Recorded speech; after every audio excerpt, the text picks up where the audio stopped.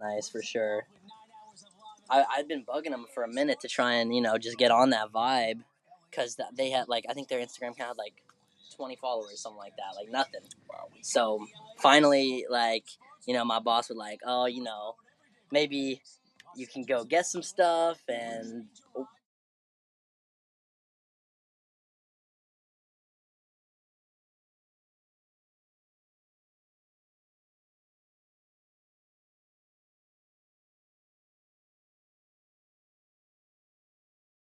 Yeah.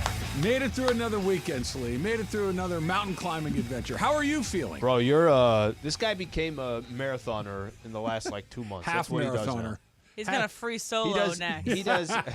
That's like climbing, right? Yeah, that's Yes. climbing, Oh, no, and never. that's without a rope. No, but that's your next adventure. No, I don't Emily, like his to feet stand have on to a be on the box ground. in my garage to reach something off the high shelf. That scares the you-know-what out of me. Not happening. How you feeling, Slee? I love how we went. Look, this is where it goes back to what AK and BK were trying to say during the Mandy's. We went from walking. Emily took the walking to, why don't you just go climb some type of rock? K2. It is more interesting. I'm not looking for interesting. I'm looking for survival. I made it through the walk and didn't get snatched. Had a nice, good sweat. It was success all around. How are you feeling? I'm feeling good, buddy. Yeah? I had a nice weekend up in Lake Arrowhead. The condo was not taken. You were able to stay where Actually you got to were stay planning there. on staying. Jorge, don't laugh. 40 bro. hours? Jorge, don't laugh. And for the whole weekend, yeah, no for the less. whole weekend. Wow. I spent 9 hours in traffic getting up there, but Oh. what else Oh, am I was it going to do bad? on Friday? Okay, it takes from Pasadena $1.20. That's nothing. That's it? $1.20 is not bad. That's with no traffic. I would think it's longer than that. No, hour Okay. and 20 minutes to get up to Lake Arrowhead. Which is why you leave at 9 p.m. because there's no traffic. Just cruise right on up. And that's when you drive right back, too, because there's no traffic. It's hour 15 coming back. Yeah, hour 15. Friday going up about 2:45. That's a long drive. I mean, I knew that was probably going to happen, Yeah. but 2:45, that's healthy. But you got there, and you had a whole weekend. And when you pulled up into the driveway, the lights weren't on in the house. You were good to go. Lights were off. You were able to walk right in, Yes, sir. unlike the last time you attempted Yes, this. sir. We were good to go. So it was nice being up there. That's nice very hanging good. out. What Yep. about you, Em? How was your weekend? Roars. Week was good. Saturday, I spent 8+ hours watching Game of Thrones. I think I watched 8 Wait, episodes what's that? total. What? Well, I watched 8 episodes of Game of Thrones on Saturday. I went to I thought you spin went class. to Disneyland on Saturday. Disneyland on Sunday. Oh, okay. Come on, I Travis. was going to say, that is Well, a no, long okay. day of 8 hours of Game of Thrones you don't and then have to. Disneyland. You don't have to separate the two, Mm-hmm. even if those were on separate days.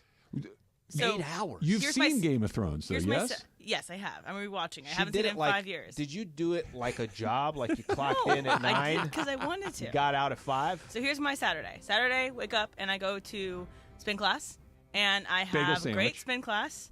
I did not get a bagel sandwich. Okay. Scoop. I made some food at home because I had food at home. Okay. And then I showered, and I was like, I'm going to sit down, and I'm going to watch Game of Thrones. And then I realized... With the intent of watching one or two, or... Probably, yeah. Okay. 1 or 2, read my book, whatever. Then I'm like realizing this show is really great, and I can't stop watching. What time did you get back from spin? 11:30? So you shower, so you settle in 12:30? Yeah. And so then I stay watching Game of Thrones until like 8:30, 9 p.m. at night. And then I read some of my book. And then I go to bed. And then I'm well rested for Disney the next day. Oh, okay, I see what she was doing. It was like It's like Did- carving up, but for No, just did- your legs. Disneyland that's a full experience. Oh, That's yeah. It's obviously it's a full day. Be walking around everywhere. Emily was basically doing like the proper therapy for her body, getting prepared for Sunday. Gotta rest up. Got to rest up. But I'm rewatching Game of Thrones. One, because I have read the book that House of the Dragon's about, which is called Fire and Blood. And then I have been obsessed with House of the Dragon. And then I'm like, I haven't watched Game of Thrones for 5 years. And so these podcasts I'm listening to are like referencing things in Game of Thrones. And I'm like, let me just dip my toe back in and rewatch it, get this kind of knowledge back again. And then, yeah, this show just cooks. This show is so good. And it's just like, I can't stop watching it. It must be good if you logged 8 hours on a If you Saturday said afternoon. you hated it, Yeah. but you still got through 8 hours. That's a I different would not conversation. hate watch 8 hours worth of television shows in one day. But then, yeah, Sunday was full on Disneyland. And I realized that Jorge's a liar. Oh, A liar and has no okay. taste in food whatsoever. what did he do? The Guys. carne asada fries suck. Okay. The carne asada fries that he typed up right, hold from on. Award Here, guys. Wieners It's suck. Oh yeah, it is award wieners. is That's award what it wieners. is. I knew it was Yeah. some Hollywood We're thing. just getting the week started Yeah, here. exactly. We can't start All right, like so this. hold on. When I you think have 5 6 minutes micheladas in into you, the and you go get carne asada because they're your 6th option, Yeah, they're pretty good. they're Okay, not but you good. Em. drafted them and you chalked them up. I thought they were going What to you be should have fantastic. said when you were doing the draft, carne asada fries. 6 micheladas, 5 Exactly. micheladas. Yes. You should have put those in 5 parentheses. micheladas, If you're carne asada drunk fries, and any food that would taste good, no. I like micheladas a lot. right. 5 of them. That's a lot of tomato I mean, juice, not brother. back to back to Yeah, back I to know, back. but still, you know. that's a you lot go to of ride, tomato. You go to Back, ride, back, it's 45. Let's not get distracted You know, from how bad these carne asada Why, fries were. Were they okay, really why that were they bad? so Well, bad? But they It's basically Disneyland. were like ground beef put onto asada fries, but like bad ground beef put onto asada fries. The fries actually were pretty good. They were kind of like, well, they were okay. The got fries were good. Okay, The that's actual what it is. fries. Carne asada fries. The asada part of it, which is the main part of the fries, And that's the was word. terrible. I've always So said was it carne carne asada 6. fries or like a ground beef fries? It was no, they were carne asada. How it was marketed to me was carne asada fries, and then it's carne asada on top. I guess, quote unquote, carne asada on White top. people carne And asada, then- I guess. Sure, Jeez. you did not Carne specify. asada blanco. And then basically just Bro, like a sliced cheese on top of it. Green of, salsa. of like green salsa / like guacamole, I guess. And no, it was the last thing we ate that night, and it was not good. So thank you, Jorge, for your suggestion. You're welcome. Jorge, how was your weekend? Oh, my weekend was interesting. Buenos dias. Buenos dias. So my weekend starts. Yeah, I Saturday we didn't do anything because Maite's birthday's coming up. So Brenda's like, let's just kind of chill. And birthday's coming up. Let's just do that. I'm like, cool.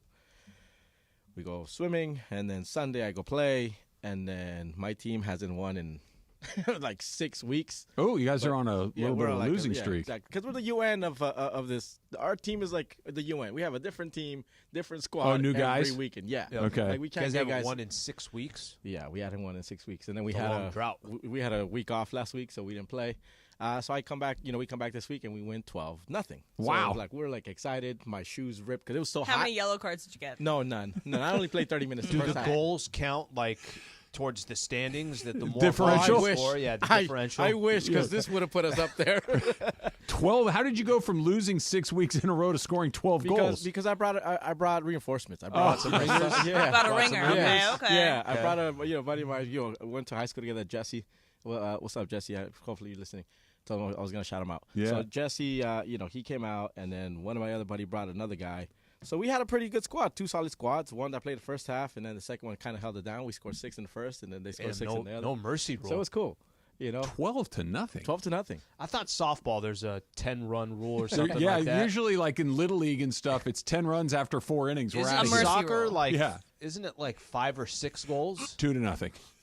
But mind you, this There we is go home. It's impossible to come back from a 2-goal That's a deficit. wrap. Yeah. Everybody go back to your That's a houses. wrap. So then, mind you, this is 7-on-7 over 35, so we can't slide. But it's hot. We're playing on turf, so one of my shoes literally split because it's so hot. the glue came The loose. glue came off, man. So I'm trying to play second half. I'm like, you guys have tape? I gotta tape my shoe. At some point, they're winning. I'm like, there's no point in me coming back in, right? I go home after this, right? I go to a gas station nearby. I don't know the streets because I just put gas station nearby, and it took me to gas station. Yeah. I'm pumping gas, and then I had to go inside to pay with my card because the machine there wasn't reading my card. So I go inside, and then as I'm coming out, you leave your pump on automatic so it can just automatically pump gas. I get in my car, cleaning out, trash, a cup from, whatever I had in there, little trash.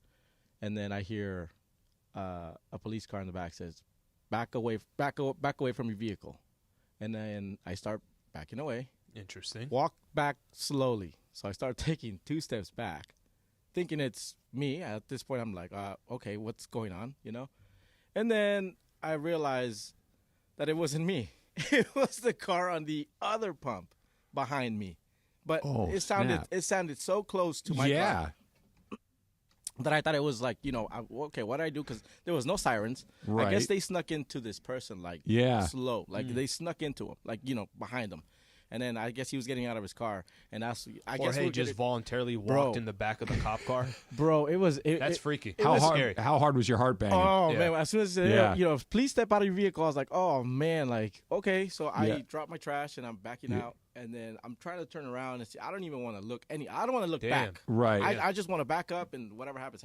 Like I'm backing up, and then I turn around, and then sure enough, it's the car behind me to my left. And I'm like, oh, that was a scary. I was freaking out. Oh, that's freaky. How long would it take for your heart to come back? Because that would rattle me for the rest of the day, if not longer, where I would constantly be thinking, okay, did they still coming for me? That must have been scary as you know what. I once the pump stopped, like it automatically stops. Yeah. And then I sat in my car for a little bit. I'm like, okay, hold on. I'm watching what's going on over there, and like what's racing through your head? Like what they got the wrong. Like, obviously they got the wrong guy, but like why are they? What do they think that I did? Yeah. That's exactly. I'm like, okay, what nobody pulled me over. There was no sirens. There was no. Yeah, there was. And it's not like they warning. don't have you to back away from the car if you Just rolled like a stop sign. You know what I mean? Like that's not. But I thought it was weird. So I'm assuming they were following this guy. They were trying to get him to a location, and it was 2 squad cars, one on each side. Pretty much blocked them off. But it was interesting. It was please back away from vehicle. Okay, sure. And then it wasn't me. It was the guy. No, apologize. Jeez. You did not know that Jorge had that schedule over the weekend. Oh no, I'm not apologizing. No, he's apologize about the He's carne still wrong asada about fries. the carne asada fries. They still sucked. So there was a guy on Twitter who hit me up like, hey man, what's the asada place? So I hit him up. I'm like, go ahead. He hits me up. Oh, thanks, G. Award Wieners? Yeah. That place? Yeah, I'll find his tweet and I'll tell you who the guy is. Yeah. As long as he doesn't ask Emily. Well, then he lied to you, said it was great because you're a public figure and he wants to get you on your good side. I got a lot of questions about your Disneyland day. We'll get to that coming up in just a little bit. And Slee, I mentioned this 3-4 weeks ago. I said the one thing that I'm looking forward to for the rest of the regular season for the Dodgers is if Shohei Ohtani can hit one out of the stadium. We're getting closer. We're getting a lot closer. That's coming up next. It's Travis Slee, 710 ESPN.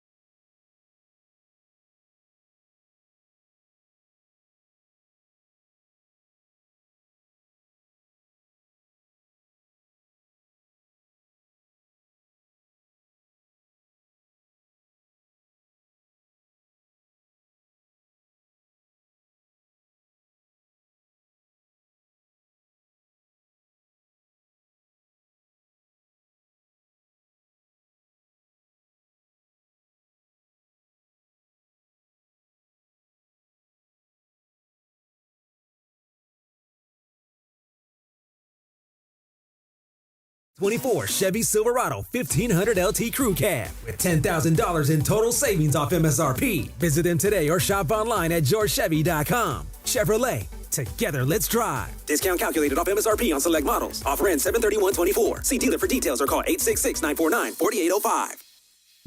Life insurance. Why are you putting it off? Can't afford it? Too much hassle? Think you don't need it? There's lots of excuses for putting off life insurance. But if you weren't there, who would pay the mortgage and other bills? With Ethos, you could be covered in 10 minutes and boom, family protected. Ethos, fast and easy online term life insurance. Up to $2 million in coverage with no medical exam. Some policies as low as $1 a day. Answer a few health questions and get your free quote at getethos.com. That's getethos.com.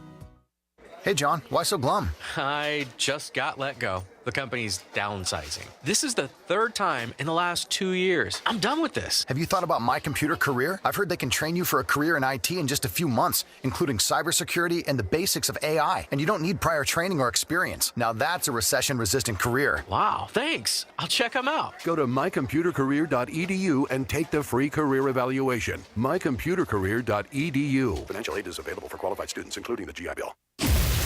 This is the Mid-Morning Spectacular live from LA Live. Travis and Sliwa on 710 ESPN.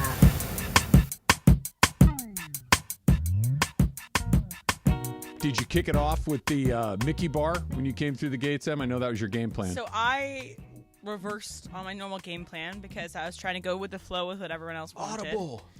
So we had to check in at California Adventure, but then went over to Disneyland, just because that's how we had to schedule it. And we were meeting up with friends. So it was me and my two best friends, but we were meeting up with another group of 6 friends. So it was like 9 total of us that were going to do some of the rides together. The other 6 had been there since 8 a.m. So like they were there from like rope drop. Right. We were there at around 2 p.m. was when we kind of got into the park. So we walk down, and we get corn dogs first. Corn dogs, the very first thing off the list that we got, probably the best thing we ate all day. Like, literally just never misses. Amazing, beautiful, wonderful. Meet up with our friends, and we do a couple rides over in, we did Jungle Cruise and Indiana Jones. And when I was in my Indiana Jones line was when I ordered some Bengal barbecue skewers and this, like, jungle, like smoothie, basically. Yeah. The skewers, I'd never had them before. Fantastic. Yeah, they're not bad. They're really good. They're like just you could tell they were actually like they're real pieces grilled of chicken in front of you. Yeah. So That's a that. good start. Well, but you know what I mean, right? Yeah. 100%. Yeah. You could actually see them making it too. You That's see them put always the raw chicken on it, and then they cook it, and then they give it right to you, and they put a little like sauce on it to make it like saucier. Anyway, then we do pirates, and then we go get beignets.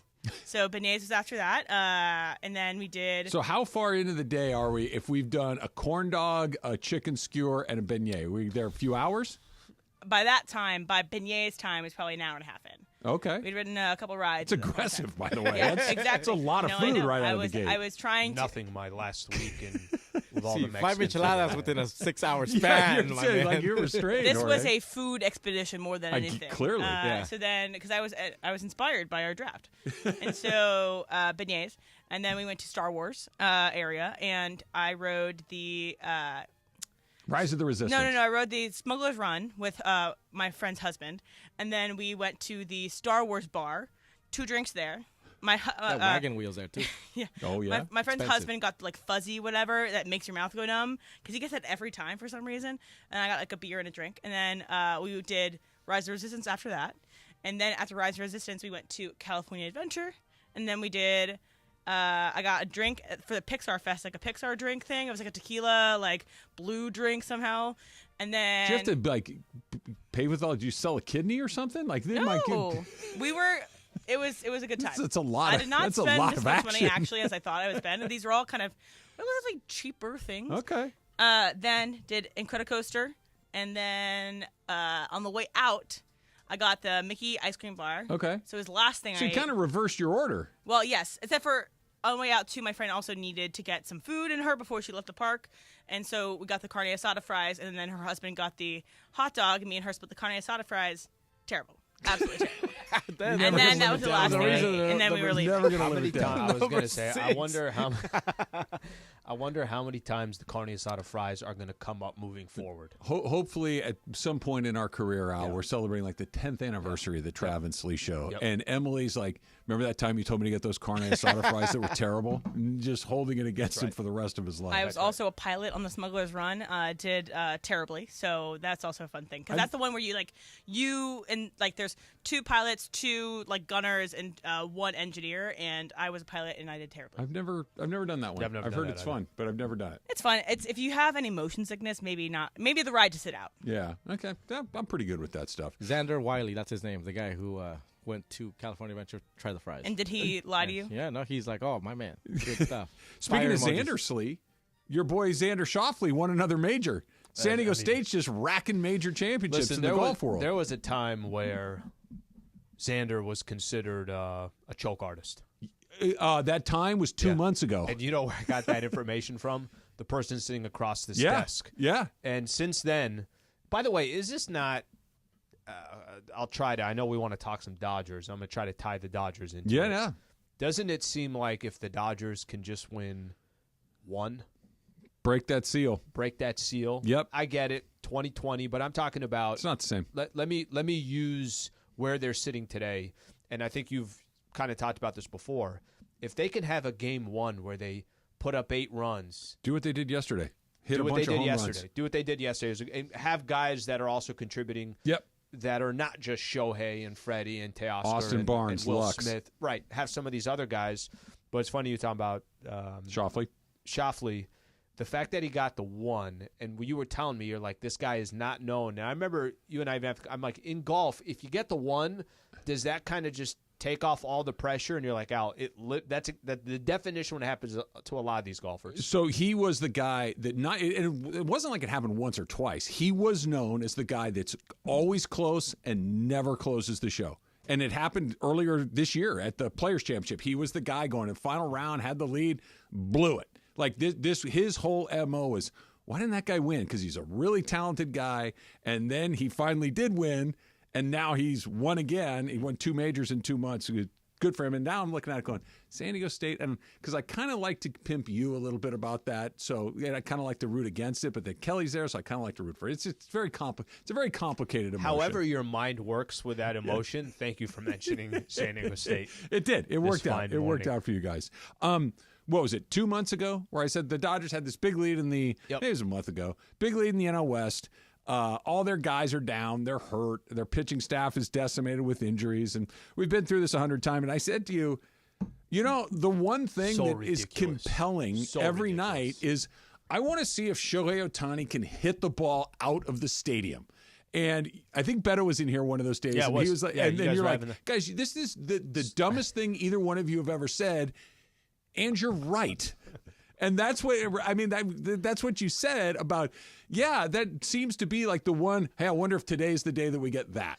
I listen, it actually kind of talks about how nobody's wondering, are the Dodgers going to make the playoffs? The biggest question right now for the Dodgers is just one thing. They're going to be healthy. Yeah, and I think that's trade. Yeah. And the trade deadline, but I think that's the biggest underlying story. But nobody's sitting pins and needles saying to themselves, they're fighting in this wild card spot. Not at all. If you want to make the argument, which I don't think they're going to catch them anyways, can they pass the Phillies, or are they going to end up with the best seed? Okay, probably not. And that's what made the conversation funny when you're like, do you think Shohei can hit the ball? It sounded like 2 16-year-olds. It was ridiculous. And then yesterday kind of backed up your argument of wanting to see it. Ohtani, right field, forget about it. A massive shot. Wow. 473 feet for Shohei Ohtani, the Dodgers' 5th home run of the night. That was a shot. He almost hit it out of here. I think that's the furthest ball I've seen hit in this stadium. Okay, so that's Eduardo Perez, who's been around a long time. I just want to hear the crack. Sound. Ohtani! Sounds like a gunshot. It really does. And David Cohn, who's on the broadcast, goes, are we sure that didn't go over the roof? Because you saw everybody at the very top of the pavilion turn around and look behind him. If they kept showing replay after replay, and the one kind of from the left field corner was the best one because you saw how high it was. It was over the scoreboards at one point, and it came down and it went over that pink sign, but under the roof. I don't know what that gap is, maybe 4 or 5 feet. It's not very big. And it landed on the concourse and skidded out into that pavilion area behind home plate. Let's kind of go through this. You could tell Carl Ravitch on the call was like, oh my, Eduardo Perez, David Cohn, we're all like, I don't know if I've ever seen that. Clayton Kershaw was on the headset at the time, and they asked him, and keep in mind, Clayton Kershaw has been a Dodger for 15 years. He's seen a lot of games at Dodger Stadium. Sure. And he said, opposing team, his team, yep. I've never seen one up there. And then he said, I wasn't even pulled. That was just slightly to the right of center. He goes, I've just never seen one up there. And you saw Miguel Vargas. Miguel Vargas, they put panned his hand on his head. And he turned to one of his teammates and he said, what the? And then they cut the camera. So I think we could probably guess what happens next. You're seeing these reactions from these big leaguers to balls that even other major leaguers, like, I don't know what I'm just looking at right here. So that's all the anecdotal evidence. Here's the real evidence. Okay? Since the StatCast era in 2015, that's when they can measure launch angle, spin, velo, exit velo, all this stuff. So for 2015, we're talking 10 years of data. Dodger Stadium has the second fewest home runs of 450 feet or more, okay, throughout the 30 Major League Baseball parks. They've got the second fewest. Only 15 home runs have been hit 450 feet or more. Second fewest in baseball. Ohtani has 5 of them. So in 3.5 months? In 3.5 months. There have been, in 10 years, there have been 15 home runs of 450 feet or more. And he's got 5 of them in a few months. And he's going to hit it. They interviewed him on SportsCenter afterwards. I think it was Michael Eaves that was doing the interview. And they asked him, and you could tell, Shohei's pretty diplomatic with his answers. He's pretty down to them. He doesn't really, not terribly excited and anything. But you could tell it was like one of those things like, yeah, I think if I can pull that a little bit, because had he pulled that, just call it 20 feet further to the right field foul pole, that's way over that roof. It's not even close. It probably lands on the top, and he's going to do it. And the way he's swinging the bat, he's locked in. He swings as hard as he can at nearly every pitch. And here's the last thing about the data of all of this. He hit that ball 473 feet on an 86-mile-an-hour cutter. It was a soft pitch. It's not like he caught Paul Skeens on the barrel and reversed one on him. It's not like Miller Moss from the or what is that Moss guy, whatever his name is, Mason Miller. Miller Moss is the quarterback at SC. The A's. Yeah. Yep. Mason Miller throwing 103. Aroldis Chapman, whoever those guys are. He didn't barrel up 100+ miles. It's an 86-mile-an-hour cutter that he hit 473 feet. So he did all of the work. Okay, I know it's so stupid. I know we're just talking about this one swing from yesterday, but I was thinking about this. I was thinking about this morning. What made Shohei so great was the fact that this dude was doing both. Okay? Was it always, like, if you said, let's take when he was at his absolute peak as a pitcher, and we'll see what happens moving forward. Is this his peak right now as a hitter? Oh, yeah. Yeah. Okay, so let me we'll stop it here for a second. His peak as a pitcher versus peak as a hitter. I'm trying to figure out, because the reaction everybody's having and how many home runs he has and just he's a highlight reel and the way he rounds the bases and everything else. I'm trying to think, and I know this probably isn't the conversation that we have to have today. He's going to reach a point where just hitting becomes it. That's the long play where it's just hitting for him. I agree. Can he match what he's doing as a hitter as a pitcher? Was he, when he was at his peak, not anything near it, because I know he was a great pitcher as well and started an all-star game, but this is just unreal. Yeah. This is literally the best in the sport right now that we're watching, just doing one of the two things that he does great. I just don't know how to describe it. Like those reactions that his peers show night in and night out, I don't really know how to describe it. John Smoltz, and I don't want to put words in his mouth because it was a long time ago, but I remember him saying that he thought that if Ohtani were just a full-time pitcher, he could be a Cy Young caliber pitcher.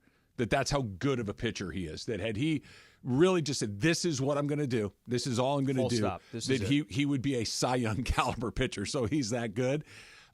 But I agree with you. I think the best I've seen from him offensively versus the best I've seen from him on the mound, the offense is better. Not by a mile, but you're talking about an ace-level pitcher and an MVP Triple Crown level hitter. And this is stupid to say because he's got to do it for a much longer period of time. This is his 7th year in Major League Baseball. There's at least a chance, it's not absurd to say it, that he's the greatest baseball player to have ever lived. Because of what we're talking about. It's not just that he can hit the ball 473 feet to dead center field in a ballpark that does not give up long home runs. It's he can do that, and he could maybe be the best pitcher in baseball if that's what he wanted to do. And instead of being an A+ at one or the other, he's just a rock solid A at both. And no one else has ever done that. No one else probably ever will do that. He's going to pitch next year. I would assume, and even if he's just good, it's still a massive win for the Dodgers. I just bring it up because he's been so amazing with a bat this year. Ugh. And here you are just sitting back and it's like, what do you mean he was doing both of those things for the Angels? And obviously with the Dodgers, the games at this point, remember after the All-Star game, it was like, we're done with Shohei. Yep. See you in spring training, buddy. With Shohei. Yeah. Like now that's a great point. This is the first time that whether you're a Dodger fan or you're just a baseball fan, Shohei is finally in meaningful games past the All-Star game. Yeah. Well, I think that's it. Like when you see that home run last night, when you see him on a tear like he can get on, it's, hey, man, what's that going to look like when he's in October? Like, can he do that? Whereas with the Angels, it was, hey, did you see Ohtani do that thing last night? Yeah, that was cool. And that was it. The team still lost. Right. Like Jorge Soler yesterday for the Giants hit the longest home run of the Major League season yesterday, nearly 500 feet. It's like 493 feet or something. It's in Coors Field, but still hit it 493 feet.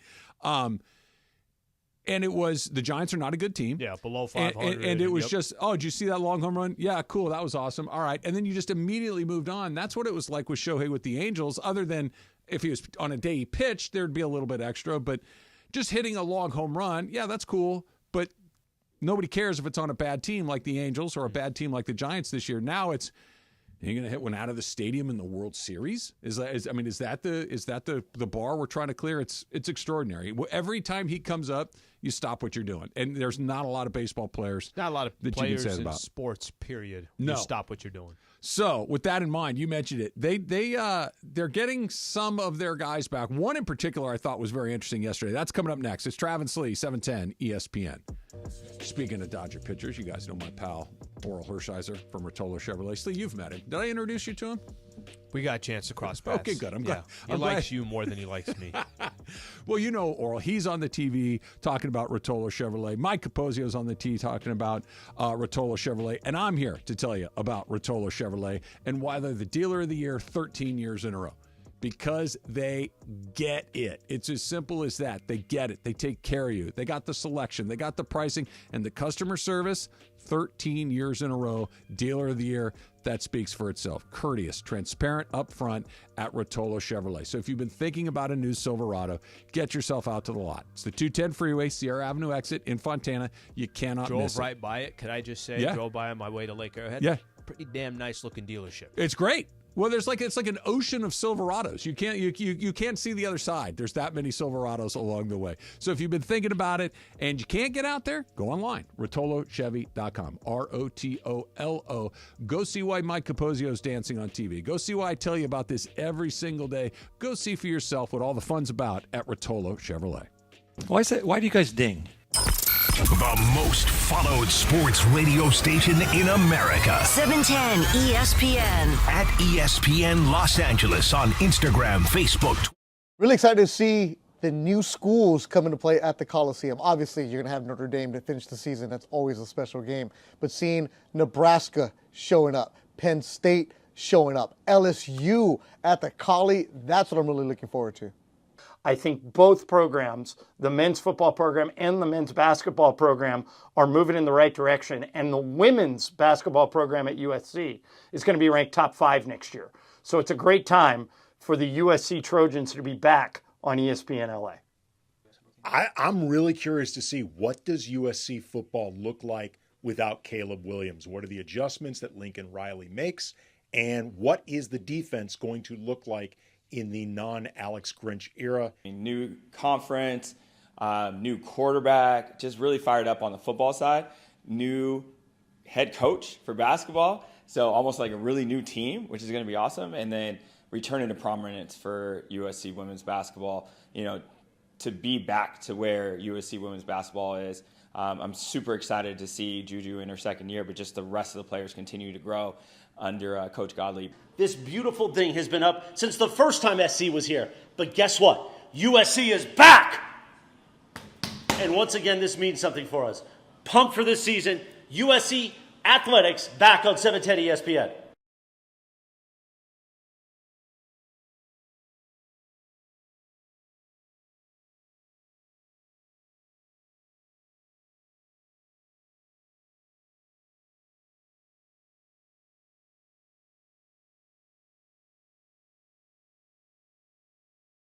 success. With Robert Half's winning combination of specialized recruiting professionals and award-winning AI, we'll help you find the MVPs and key role players who will have you hanging banners in the rafters. Because in business, it's all about having the experienced team on your side. At Robert Half, we know talent. Visit roberthalf.com today. Temps are heating up, and so are the ticket deals this summer with Vivid Seats. Whether it's scoring tickets for a night out at the ballpark or witnessing the rising stars of women's basketball, Vivid Seats has you covered. With a robust rewards program and wide selection of tickets, Vivid Seats makes it easy to score great deals on great seats with a 100% buyer guarantee, giving you the peace of mind for the ultimate fan experience. Just visit vividseats.com or download the app today. Vivid Seats, the official ticketing partner of ESPN. It's Travis Rogers, Alan Sliwa. Travis and Sliwa. But do you think it's the right move? Do you think it's the right strategy? No. Live from LA Live on 710 ESPN. I like this ride. Oh, me too. It's a very good ride. It's fun. I like kind of, especially if you've been on a ride at Disneyland more than a few times. You know the jokes. You know, like the scares and where the jumps and all that. This one delivers every time. It was my first time riding it really? yesterday, and because every time I've gone before, it's been, broken down, and It honestly, breaks a lot. It broke down right after we got off it. Yeah, it does break a lot. But like the holograms are pretty realistic. It's good. Like it was fun and exciting. I had a good time with my friends doing it. So, and it's a lot of air-conditioned indoor line walking, so it's Come perfect. on over, Em. Come on over. Come on. And by the way, come on. my Hokas really held me up yesterday, yeah. and which was great. I have no foot pain today, which is amazing. I had 15,000 steps. Question for you guys, because you just mentioned Hoka. I bought a pair of Hokas yesterday. Okay. I already had a pair of Hokas. Okay. Is it a little weird that I bought the exact same pair of Hokas? Oh no, I did. No. Color, everything. Yeah. No. Yeah. Why did you get the new pair because the other pair were worn out? It's. I think the only thing left with the old pair, like, I think right now 15% I feel my heel on the bare ground. That's how. Yeah. That's how worn out they are. I do that all the time. But okay, the reason why I'm saying it, so I'm telling Michelle, I'm like, I really just kind of want to get the same. I want to get the same pair. And Hoka doesn't sell it anymore because it's not the same edition. They got their new whatever. So I go on Zappos or whatever the other website. Go to is. Big Five. That's pretty funny. I got the 2018 Hokas. You guys got any 2018 Hokas left? And they'll be like, "Yep, what color you want? We got them." I think, by the way, it was Aaron Palmer already sent me another photo of Big Five. Everybody now is just sending me photos of Big Five. There you go. I didn't know that was going to happen. But when I was buying them, she's like, "Are you going to buy a different kind of pair?" I'm like, "I think I just want the exact same pair, exact same color." She's like, "All right, do your thing." She found a way to throw a pair for her in the cart as well, so she won as well. So it's not odd that I basically bought the same car, the same exact car, literally nothing different. If it's not broke, don't fix it. Absolutely. Yeah. Okay. Especially when it comes to things like your feet. Yeah, Like exactly. if it works out for you, that's awesome. I actually currently have 2 pairs of white Hokas, like the wide Bondi 8s, because one I wear to play kickball, and like I wore to the softball game. I know they can get dirty. I wear them in places I'm going to get like dirty. They're already dirtied. My nice white ones that I just got, I'm trying to keep away from the dirtiness as long as possible. So I wore those yesterday at Disneyland because Disneyland is clean, relatively clean and everything like that. So I know they wouldn't get destroyed, but I had the other pair to just destroy. We're going to start a website. It's a used car lot for shoes. Listen, Not sure you have a lot of people wanting to buy those. They were worn for a month. Like bowling Nothing shoes. more than a month. Overpriced, like Facebook Marketplace. That's right. That's right. So, Em, I got one for you. You're talking about how you wanted you liked the Indy Jones ride because it was inside, it was air conditioning, you're out of the sun. And it was still a good ride, too. It's a very good ride. Put the last thing aside for a second. I'm going to tell you the best place in summer going to Disneyland. You've heard me talk about the Tiki Room, right? You get a Dole Whip, you can sit there, you go in, it's dark, you're out of the sun, it's air conditioned. Right? No, I've talked about it. Here's the even better one. You don't get a Dole Whip, but it's longer than the Tiki Room, and you can linger in the ante room prior to it for as long as you want. Great moments with Mr. Lincoln. Okay, Yeah.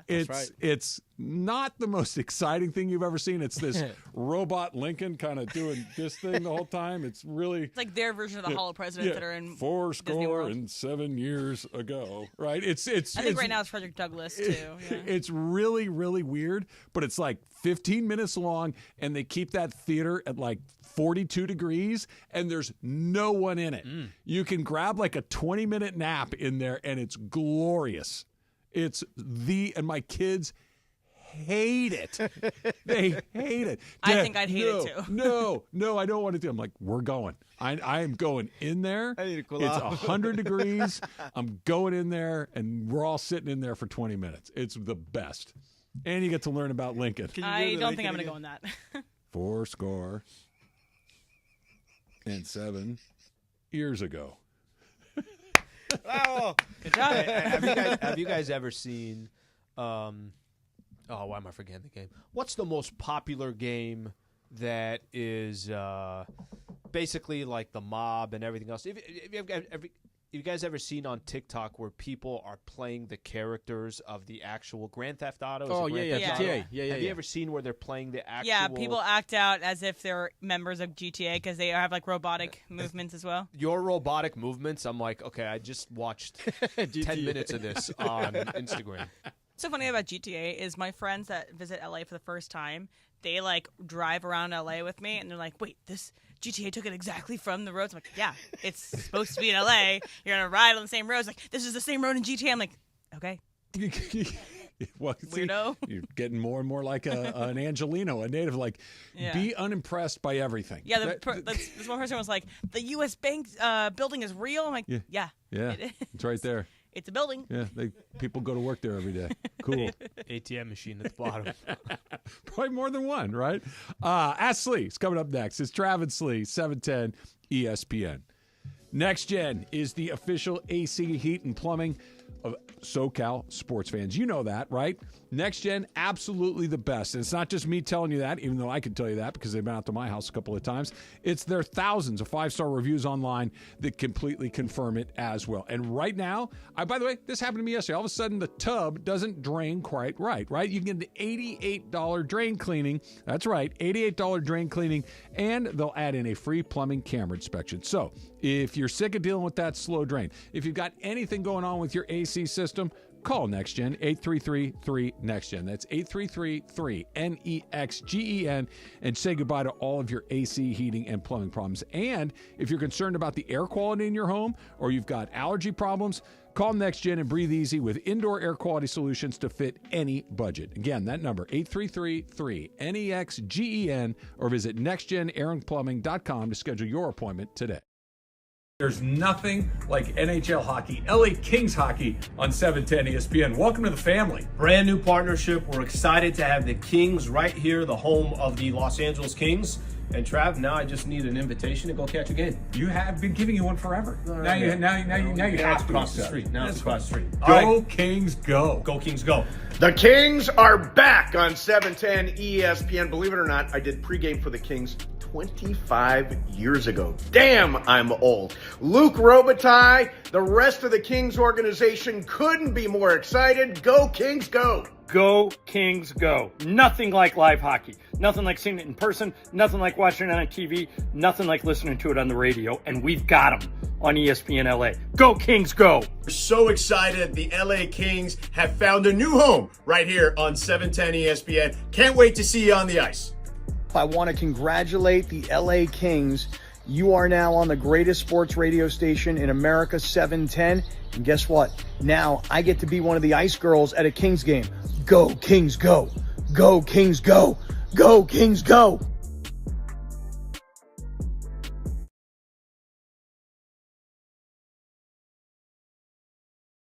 Me and 5 million other people are all going to play Prize Picks. It is the best time now because we're moving into the summer sports. So this is America's #1 fantasy sports app, and it is game on. And so as we go into the summer, basketball season is behind us. But wait a second, is it? Because I'm going to play WNBA every night.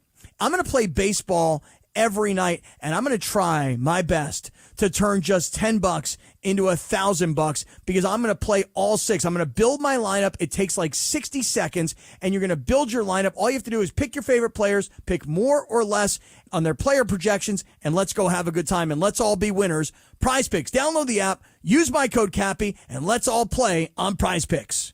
Need assistance with door and window projects? The Home Depot can help. From inspiration and materials to ordering and installation, our free Millwork virtual apron service can get you moving and doing. Plus, we speak Spanish too. Our associates can help you tackle complex jobs without you leaving the job site, saving you time and money. Call us at 1-833-HD-APRON or visit homedepot.com/MVA. The Home Depot, how doers get more done. Something amazing is happening in data management. Even though storage needs are constantly changing, companies are only paying for what they need now. That's because CDW customized a Pure Storage Evergreen One SLA-driven storage-as-a-service solution that delivers enterprise-grade hybrid cloud storage that is effortless, efficient, and evergreen. Simplify storage administration with Pure Storage and CDW. Make amazing happen. Find out more at cdw.com/purestorage. And it is Travis and Sliwa. It's time, like we do every Monday, Wednesday, Friday at 10:45. Let's get to it. Ask Slee right now. 877-710-ESPN. That's the phone number if you want to do an Ask Slee on the phone. 877-710-ESPN. Slee, here we go. This is from Chrissy in the Trav and Slee All-Star community, which you all should be a member of. Would you rather be able to pause life for 1 minute or rewind it for 30 seconds? Pause life for 1 minute or rewind it for 30 seconds. So if I pause life, am I still doing whatever I'm doing? You get a minute to kind of figure out what's happening before it starts again. I think you always want to rewind. I think so too. I think. To fix mistakes, right? To fix mistakes if... You know, something happened 30 seconds ago in the stock market that I could put all my money towards, and then I'm the beneficiary of it 30 seconds later. Or you mess up someone's name and you want to backtrack it and make, actually, it's this person. Yes. Well, it could be one of those things because I don't know if it happens. You think she would backtrack 30 seconds of ordering the carne asada fries? I'll take the dog. I'll take instead. the hot dog. Yeah, I'll take the dog instead. That's one bite, rerun the tape, and then because there's always those little moments where you go, what did I just say? I can't believe I just did that. If you could just back it up 30 seconds and go left instead of right, it's a good question. You'd be good to go. Also, 30 seconds is like barely enough time. I know. You have to hit the rewind button pretty fast. Yeah. That's why you have to know right at the right time that this stock just went up. But how many times have you done something you're like, what did I just say? There was a video game, actually, that I had for my PS2, PS3. I forget the name of the video game. But you were able to, rewind, I think it was 10 seconds, stop it, or fast forward 10 seconds. Really? So if you're about to, if somebody shot you or whatever in the video game, you were able to rewind it to not take that shot. It was cool. It's a cool feature. And what do you got? I got one from Christopher Holmes. Holmes. Holmes. So he asks, have you ever jumped to a first name, nickname basis with someone too soon and were forced to pull it back? So you go to calling someone Slee, and maybe you're just like, oh, I'm going to go back to calling you Alan Sliwa. All right, no, and I'll tell you why. Usually a nickname takes a second, unless you're just trying to kind of copy somebody else. But for the most part, that might just be a thing that they have. You go in to shake your oral hair, shakes your hands, say, hey, bulldog, and then you walk back. Especially not someone like that. I don't know him. Right. If I say that to him, is he just going to be like, who's this idiot? He probably already says that. No, I don't throw nicknames, I think, prematurely. I got to know you if I'm throwing a nickname, and we kind of have to have established something to have a nickname. Travis went to Fernando. Hey, Toro. You bang right in the guts. I had the opposite thing happen to me one time. So when I was working for Jim, we hired a guy who had a very traditional name. And I'm not going to use his real name because I don't want to embarrass him. Say it was, I don't know, Bob. Dave. Okay. And I was calling him David.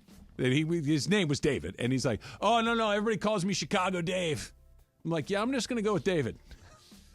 We're not there yet, buddy. we're just. I'm going with now. Everybody calls me Chicago Dave. Not everybody, because I'm not doing it. Forcing you to call him Chicago Dave. I mean, there's people like that call in or like, "Hey, yo, I'm Pacific Pete." Yep, and I'm like, that's Pete. Okay, writing down Pete. Pete. Yeah, no, it's Pacific Pete. No, it's not. Not yet. It's not. You got to earn it. You can't be Chicago and you Dave. can't also force it on somebody else. No, and the only thing worse than forcing it on somebody is giving it to yourself. Like if I woke up this morning and said, you know what I would be? I want to be Laguna T. No, it's ridiculous. You can't do that. Somebody else could throw like Laguna T. When LZ and Key and I were doing the show. LZ started calling me Sweet Tea, and it kind of stuck. People will kind of call me Sweet Tea every once in a while. Yeah, that's fine. I didn't come up with it. That's right. Yeah, Jorge, what do you got? All right, this one's from Bob at Clover Fan. Today is National Hammock Day. Where is your ideal place to have a hammock? In between bunk beds.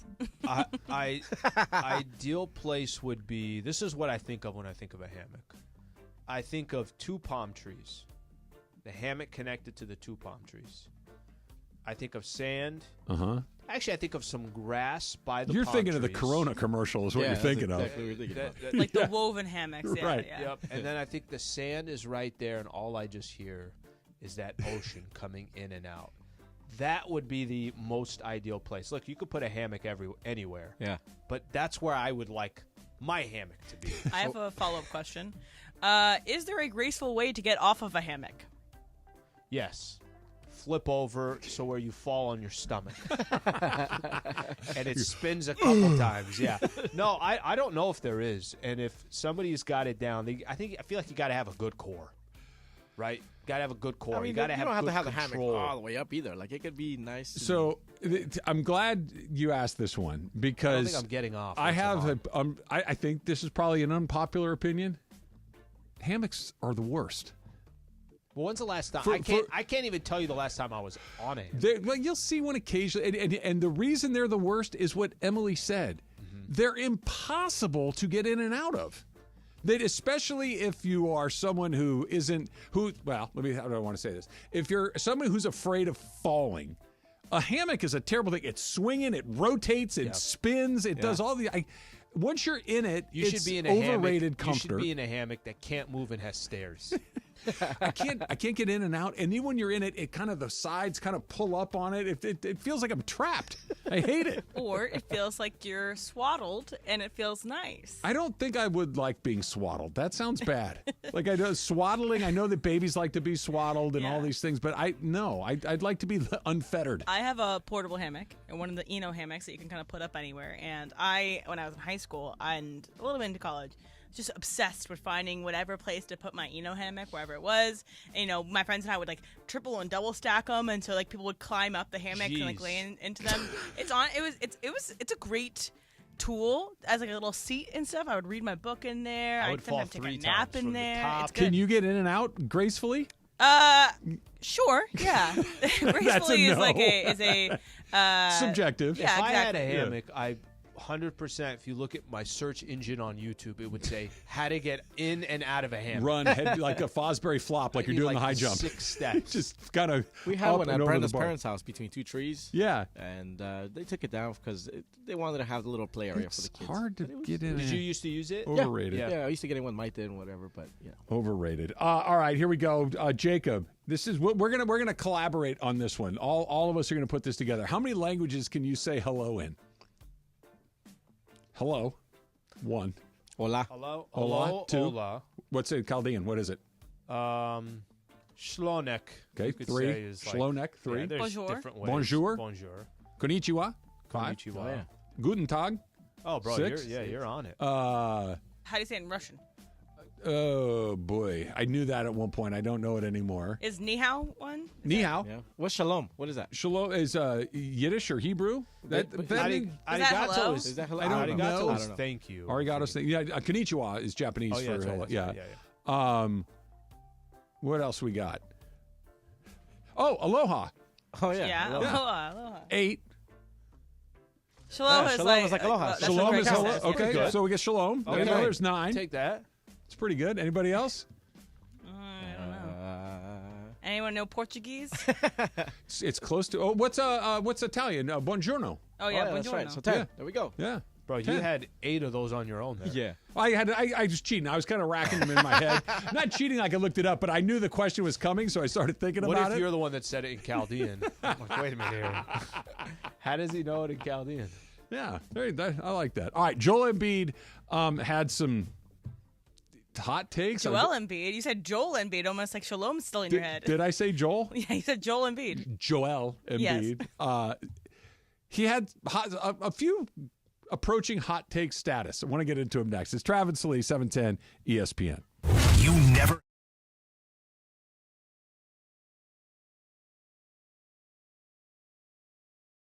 Really excited to see the new schools come into play at the Coliseum. Obviously, you're going to have Notre Dame to finish the season. That's always a special game. But seeing Nebraska showing up, Penn State showing up, LSU at the Collie, that's what I'm really looking forward to. I think both programs, the men's football program and the men's basketball program, are moving in the right direction. And the women's basketball program at USC is going to be ranked top 5 next year. So it's a great time for the USC Trojans to be back on ESPN LA.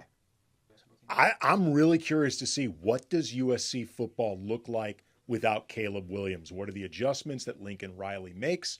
And what is the defense going to look like in the non-Alex Grinch era? New conference, new quarterback, just really fired up on the football side. New head coach for basketball, so almost like a really new team, which is going to be awesome. And then returning to prominence for USC women's basketball, to be back to where USC women's basketball is.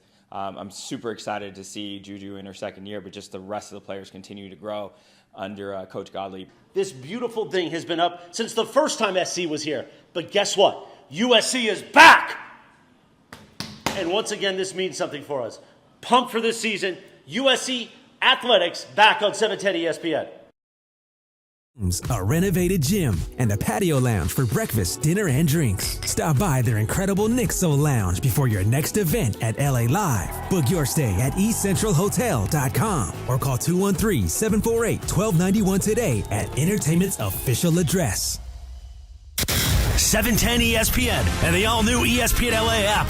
This fall, the new home of the USC Trojans. The new home of the USC Trojans. The Trojans are back. The USC Trojans play on LA's mega sports station. That's right. USC football, USC men's basketball, and USC women's basketball are on 710 ESPN coming this fall. 710 ESPN, the new home of the USC Trojans. Mason and Ireland. You know what I did every day while I was on vacation? You got stoned? I knew you were going to say that. I did. The biggest show on the radio. Today at 1 p.m. On 710 ESPN. Hi, it's LeBron. The Lakers play here. 710 ESPN. KSPN, Los Angeles. A good karma brands radio station. It's Travis Rogers, Alan Sliwa. Day has the same person dropped off food at your house twice in one day?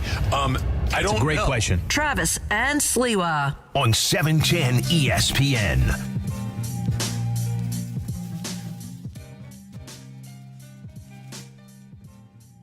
I had no good eating adventures this weekend. I'm very disappointed in myself. You guys all coming back with the stuff, and Emily in particular went and tried the bad carne asada fries that Jorge lied to her about. Yes, sir. I had nothing going on. It's very.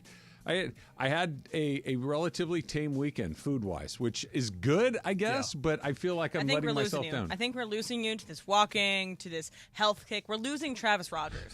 Who are you? I don't feel like I know you anymore. For the health of the show, I think you need to stop this. For the health of the show, you need to be more unhealthy. I need my crisis to subside, and then maybe we'll see what's going on. Speaking of foods, and then Emily, we had this whole thing with the air fryer while before she went on vacation. Yeah. So we have an air fryer, right? So this weekend or Friday, I go to the store and I pick up chicken strips, wings, fries, just bunch of just food for the air fryer. I show up and Brenda's like, well, what's going on? I was like, I was just craving a bunch of stuff so we can just fry and then see what's up. We had a good time. I bet you did. 6-pack of beer, my man.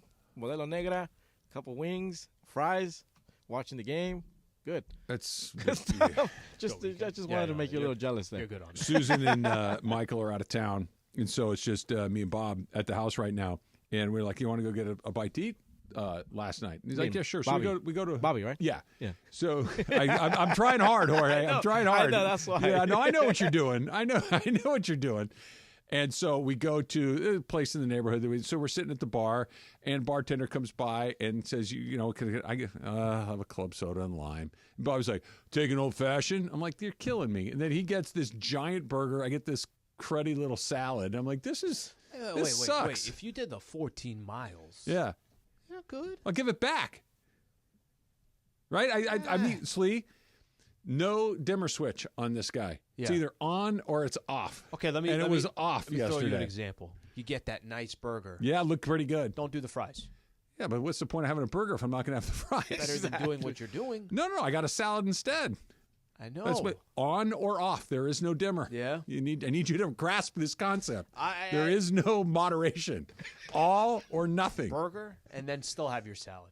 No, not going to happen. Not going to happen. Team U. By the way, I did not watch this. I only read about this. And how did South Sudan nearly beat the United States in basketball? How did South Sudan blow the game? They were up by 16? Yeah, they were up. They were up definitely double. I think at halftime up 13, up 16 at one point. One stop. How were they not down by 50? Is that odd that I was rooting for South Sudan in a they game? No. 46-point underdogs. Is that really what the line was? The spread. One thing I read is that they were supposed to lose by 46. Look, this is where I want my 30 seconds backwards. Yeah. I want to know. Actually, I would just need put more $5 on South Sudan. Oh my gosh. No, to answer your question, Al, about are you the only one that was kind of no, the only thing that makes Team USA interesting is when there's a chance they might lose. Because I think it was with Ramona the other day we were talking about it. I understand there are very good players on other teams. There are very good players on the Spanish team, on the French team, on the Italian team, whatever. I get it. There are other good basketball playing nations. The difference is the American team's 12th best guy is going to the Hall of Fame, right? Like when you look at the American team right now, if you said, tell me who on the American roster is not a deadlock cinch Hall of Famer. Well, Derek White. Yep. Drew Holiday. Bam, maybe. Bam Adebayo. Maybe Bam. We done? I think we're done. I think everyone else on that list is walking straight into the Hall of Fame. Not that there wouldn't be a Hall of Famer on Canada's team or on, Serbia's team. Spain. Sure. Their 12th guy isn't going to the Hall of Fame. And that's why I think when you get a team like South Sudan who's making a run at it, you're like, yeah, this is cool. I want to see if a guy – it's kind of the version of the Miracle on Ice, only we're on the wrong side of it. Now, listen, if going to any Olympics – you just know the most dominating team is going to be USA basketball. And the question is just going to be, did they win it all, and how much did they win it all by? And the only storyline that's going to come out of Team USA is what do you mean LeBron James and Kevin Durant and Steph Curry and Anthony Davis and Joel Embiid, and go down the list, what do you mean they didn't win the gold? So that's and the only thing that makes it intriguing and watching. The only reason why I started watching the game on, I think it was on Saturday, was because what do you mean South Sudan is up against USA? Let me turn this on. Turned it on. I think USA went up by 7, and then they came right back and went on a run. Certainly not expected. This was prior to South Sudan that he gave this interview. Yes, right. So Joel Embiid spoke with the interview from New York Times, and they kind of go through and talk to different people about different subjects. He had a long interview with them, but at one point at the end of it, the interviewer kind of offered up to him. He said, hey, there are great players across the world who play basketball, but who do you think is going to win at the Olympics? The talent that's on the US team, you also got to understand, like, most of those guys are also older. Like, LeBron now is not the LeBron that was a couple of years ago. So it's a big difference. So the name might be there, but everybody would also tell you, and you can see for yourself, like the athletic LeBron and the dominant that he was a couple of years ago is not the same that he is now. So, yeah, I mean, I think people get fooled by the names that are on paper, but yeah, those names have been built throughout their career, and now they're older, so they're not what they used to be. Okay, I think his general point is probably accurate, right? Is Kevin Durant the player he was 6 or 7 years ago? Probably not. Is LeBron James the player he was 39? No, he's not. Even Steph. Like, is this the best we've ever seen Steph? Probably not. Close, but probably not. All I know is that when it came down to it, Steph made shots. LeBron took over the game, and I get it. They're older. When it came down to it, the ball was in whose hand? Yeah, still LeBron. No question. We'll get to that in just a sec. But they are older players, but that doesn't mean that they're still not the best players. And it's that second way. It's Booker. It's Tatum. It's AD to a certain point. It's their bench. It's that second group of guys. Edwards. Anthony Edwards. That those guys aren't old. They're the headliners may be past their prime, at least according to their birth certificates. But LeBron James, to your point, Slee, when that game was in the balance, he had the ball. He was attacking the rim. He was making the decisions. There was no question that even though he's going to be 40 during this season, LeBron James was the guy that was going to make all those calls. Well, I will say this, and I think South Sudan, if I'm correct on this, I think they're the youngest team that is out there right now. And at least of these Olympic teams. I think what Embiid is saying, when the USA team roster was put together, I'm like, why? I don't think they had a choice. If LeBron says, I want to play, he's going to play. If Steph says he wants to play, he's going to play. If KD says he wants to play, Kawhi, we thought, was going to be a part of the team as well. I actually didn't understand why they were going so old. Jaylen Brown has been talked about as part of the conversation, finals MVP, and this guy not getting a chance to be a part of that team. Okay, that's a little bit surprising. I get the premise of what Joel Embiid is saying, but I don't think anybody cares or will pay too much attention to it just because it is Team USA. These are still big-time names. What will Embiid's words will become prophetic is if they get into the real tournament and their age does become a problem, where if KD and LeBron and Steph and I don't know who else we want to throw in that older group of guys, those are the three that kind of come to mind. Embiid's not old, but his body feels reflects old. If they are through the duration of the tournament, if they're slowing down, if their age becomes a factor, then maybe he's more ahead of the curve than it is right now. It just feels like the South Sudan thing felt not so much because they're getting older. It felt like they came in there like, yeah, all right, let's just break a sweat and get out of here. And those guys were a little more game than anybody expected. Yeah, and it's funny because the player right now that probably is being talked about the most on Team USA, Anthony Davis, AD, right? Probably been the most consistent performer. Most consistent. And he's going to have, I think it was the game against Serbia, I want to say, had 6 block shots. Yesterday he had a play where defensively he forces a guy to miss at the end, or on Saturday, and he's been phenomenal. He's been outstanding. And, obviously it's a good sign for the Lakers to have Anthony Davis doing what he's doing, but he's more of a complimentary player than technically the star. It's a perfect representation of what he's extraordinary at. Like, if you're asking him, hey, I need you to be the number one guy, the alpha, like I need you to just put your stamp on this team. I need this team to be a reflection of you and your personality and your game and your presence. Like LeBron, like him or dislike him or whatever, LeBron, we know what it means when LeBron's on your team, right? We know exactly what that means. I don't think we know what that means with AD, but you're watching this team, like we just talked about, is a team that's a roster of Hall of Famers, and he's been the most consistent performer, but it's kind of under the radar, oddly enough. This is what he does. It's just, I'm just going to go out there and be awesome. And if this is even possible, can you be quietly awesome? Can you be anonymously dominant? Because that's kind of what he's doing. That we talk about LeBron taking over. We're talking about Anthony Edwards. I'm the guy that's going to take the last shot. Yeah. They got to learn how to play with me. You go out there, and AD's just the best guy on the court night after night after night, and we're barely even talking about it. I think this is where AD is most comfortable. This is where AD is most effective. And frankly, on this Lakers team, I'll give you an example. And I think we've reached a point where two things. Number one, he needs LeBron to be LeBron in order for Anthony Davis to be Anthony Davis. The problem is LeBron is 39 years old. Mm-hmm.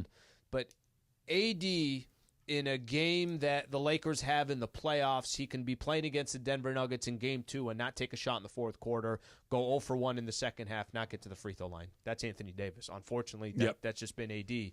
But he could also be one of the more dominating players in the entire league, and we've seen that as well. He needs somebody to be somebody. So suck all the oxygen out of the room over here with your name, your personality, your talk, whatever it is, and just let me kind of just go over here and destroy people. Just using that, have we just not accepted that, even though he tells us every year that's what I need? Yeah, I think that's right. Like he's not saying it, but he's telling us, if that makes any sense. By performing. Yeah, his performance tells you he's more comfortable in that role. Another thing that is getting kind of pulled from this interview with Joel Embiid is him. So he was talking kind of going on about his career, about dealing with injury. He talks about how he was like very depressed this last year with especially this injury, like really just got to him for some reason. And he kind of offhandedly said that, you know, he might be in the GOAT conversation if not for his injuries. Then the interviewer said, stop, wait. Did you just say what I think you said? And this is him doubling down on this. I think, to me, it's all about health. If I was healthy and all this season, that would be a different conversation. But is the implication that you think you would be in the greatest player of all time conversation without the injury problems? I think so. I think I'm that talented. I didn't stop believing it probably until I say my 4th or 5th year in the league. Where I had the opportunity to accomplish something special. And for that, obviously, you need to win championships. And to win championships, you need other guys. You need help. You can't do it by yourself. It's just impossible. I got to be careful here because I love guys that say things. I love guys that are confident. I love guys that believe in themselves and are comfortable enough putting that out there. He's out of his blanking mind. He's just no. No. And he even mentioned 2 of the reasons why a conversation like that is just absolutely a non-starter. I understand he's had injuries. A lot of great athletes do, and that's just the luck of the draw for most part. But, you know, we'll start this. We can finish it on the other side. But you've never been out of the second round, buddy. And in basketball in particular, if you're the best player, you can – that Philadelphia team that went to the finals and lost to the Lakers, Allen Iverson was transcendent, right? He dragged that team to the finals. LeBron James, his first trip with the Cleveland Cavaliers a million years ago, he dragged – that team was not good outside of LeBron, but he was that good. Embiid's never done that once, never even to the third round of the tournament. I mean, that kind of just stops before it even starts. Kind of, honestly, it's a dumb quote by him. It's a stupid quote. And you also don't want to be, if somebody asked the question to him, hypothetically, Embiid, you've had a lot of injuries. If you weren't injured and you think you were healthy the entire time and you think you had a supporting cast, where do you think you would be?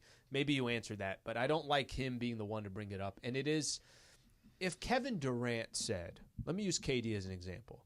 If Kevin Durant said, you know, I think I'd be considered the greatest of all time if I'm going to throw That's a perfect example. I'm going to throw some variables in here, okay? And I think he's a much more interesting, obviously. Let's do it when we come back. I know we got to go to break, but KD might be the one that would be much more interesting, not Joel Embiid. We'll continue the conversation. It's coming up. It's Travis Lee, 710 ESPN. And speaking of a conversation, Al and I are incredibly excited to talk about Joseph Normand, the losses of Joseph S. Normand, because I've known Joe for a long time. When my son Bobby was in an accident a long time ago, Joe was the call. Joe knocked it out of the park. Joe took great care of my family. And that's really what we're kind of looking for when you get into an accident, isn't it, Al?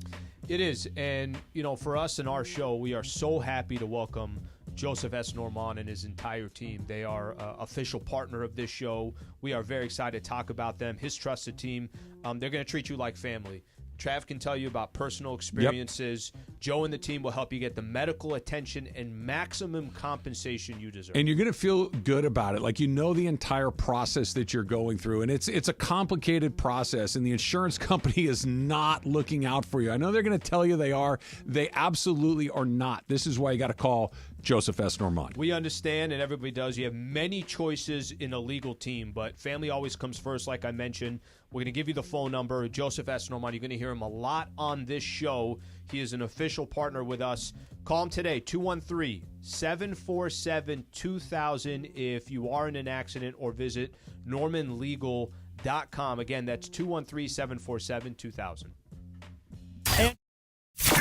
Starting Monday, September 9th, there's a new fall lineup on 710 ESPN, and it means the 9-hour LA Sports Mega Block begins an hour earlier. Even more live and local LA sports talk on 710 ESPN. The Travis and Sliwa Show will start at 9 a.m. Mason and Ireland move back to noon to 3, and Shidano and Cappy start the LA Afternoon Drive takeover at 3 p.m. And then at 6 p.m., we are the destination for LA sports. It's a new fall lineup on 710 ESPN, and it begins Monday, September 9th.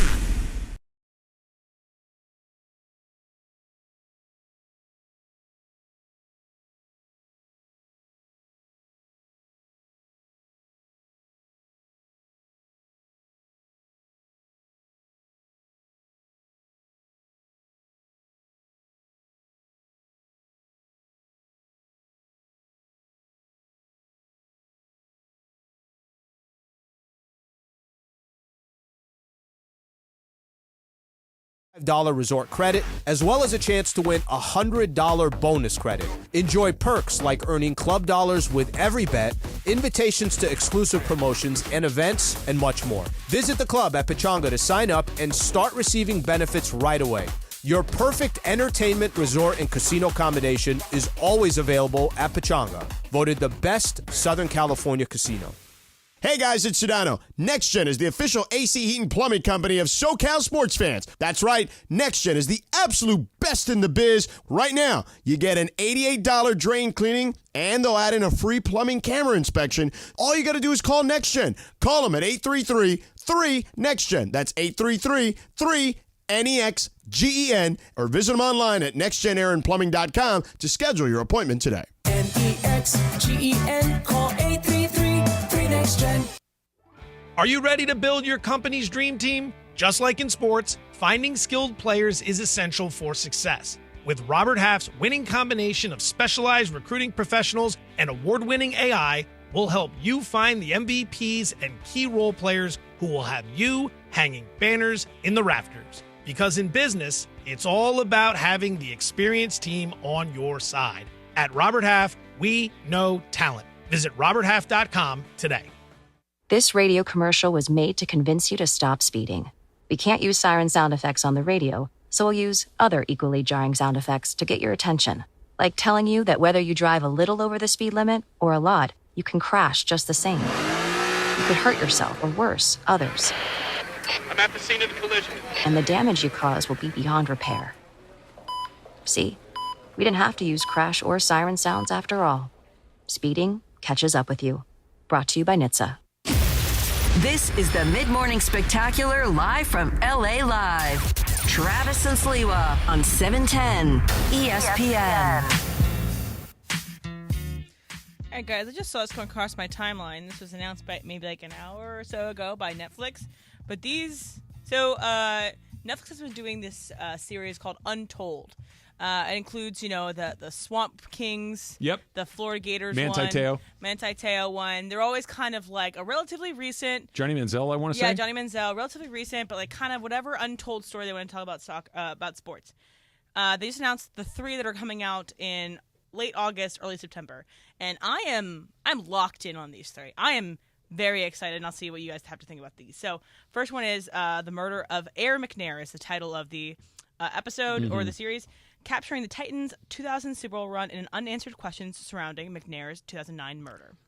So that is such an incredibly sad story. Yep. Yes. And it's there was a podcast on this. I wish I could remember the name of it. I'll look and see if I can find it, that I thought told this story really, really well. And it's a tragedy, and it's complicated, and there are elements of it that are really unsavory. It's just it's a really deep, dark, riveting story that I cannot wait to be exposed to again, because I remember listening to it the first time, and we all remember, a former NFL star like this is murdered. You're like, oh my gosh, what in the world happened? And then when you start to peel that onion, it is fascinating. Yeah, that's going to be, and it's also one that I'm sure we're going to learn.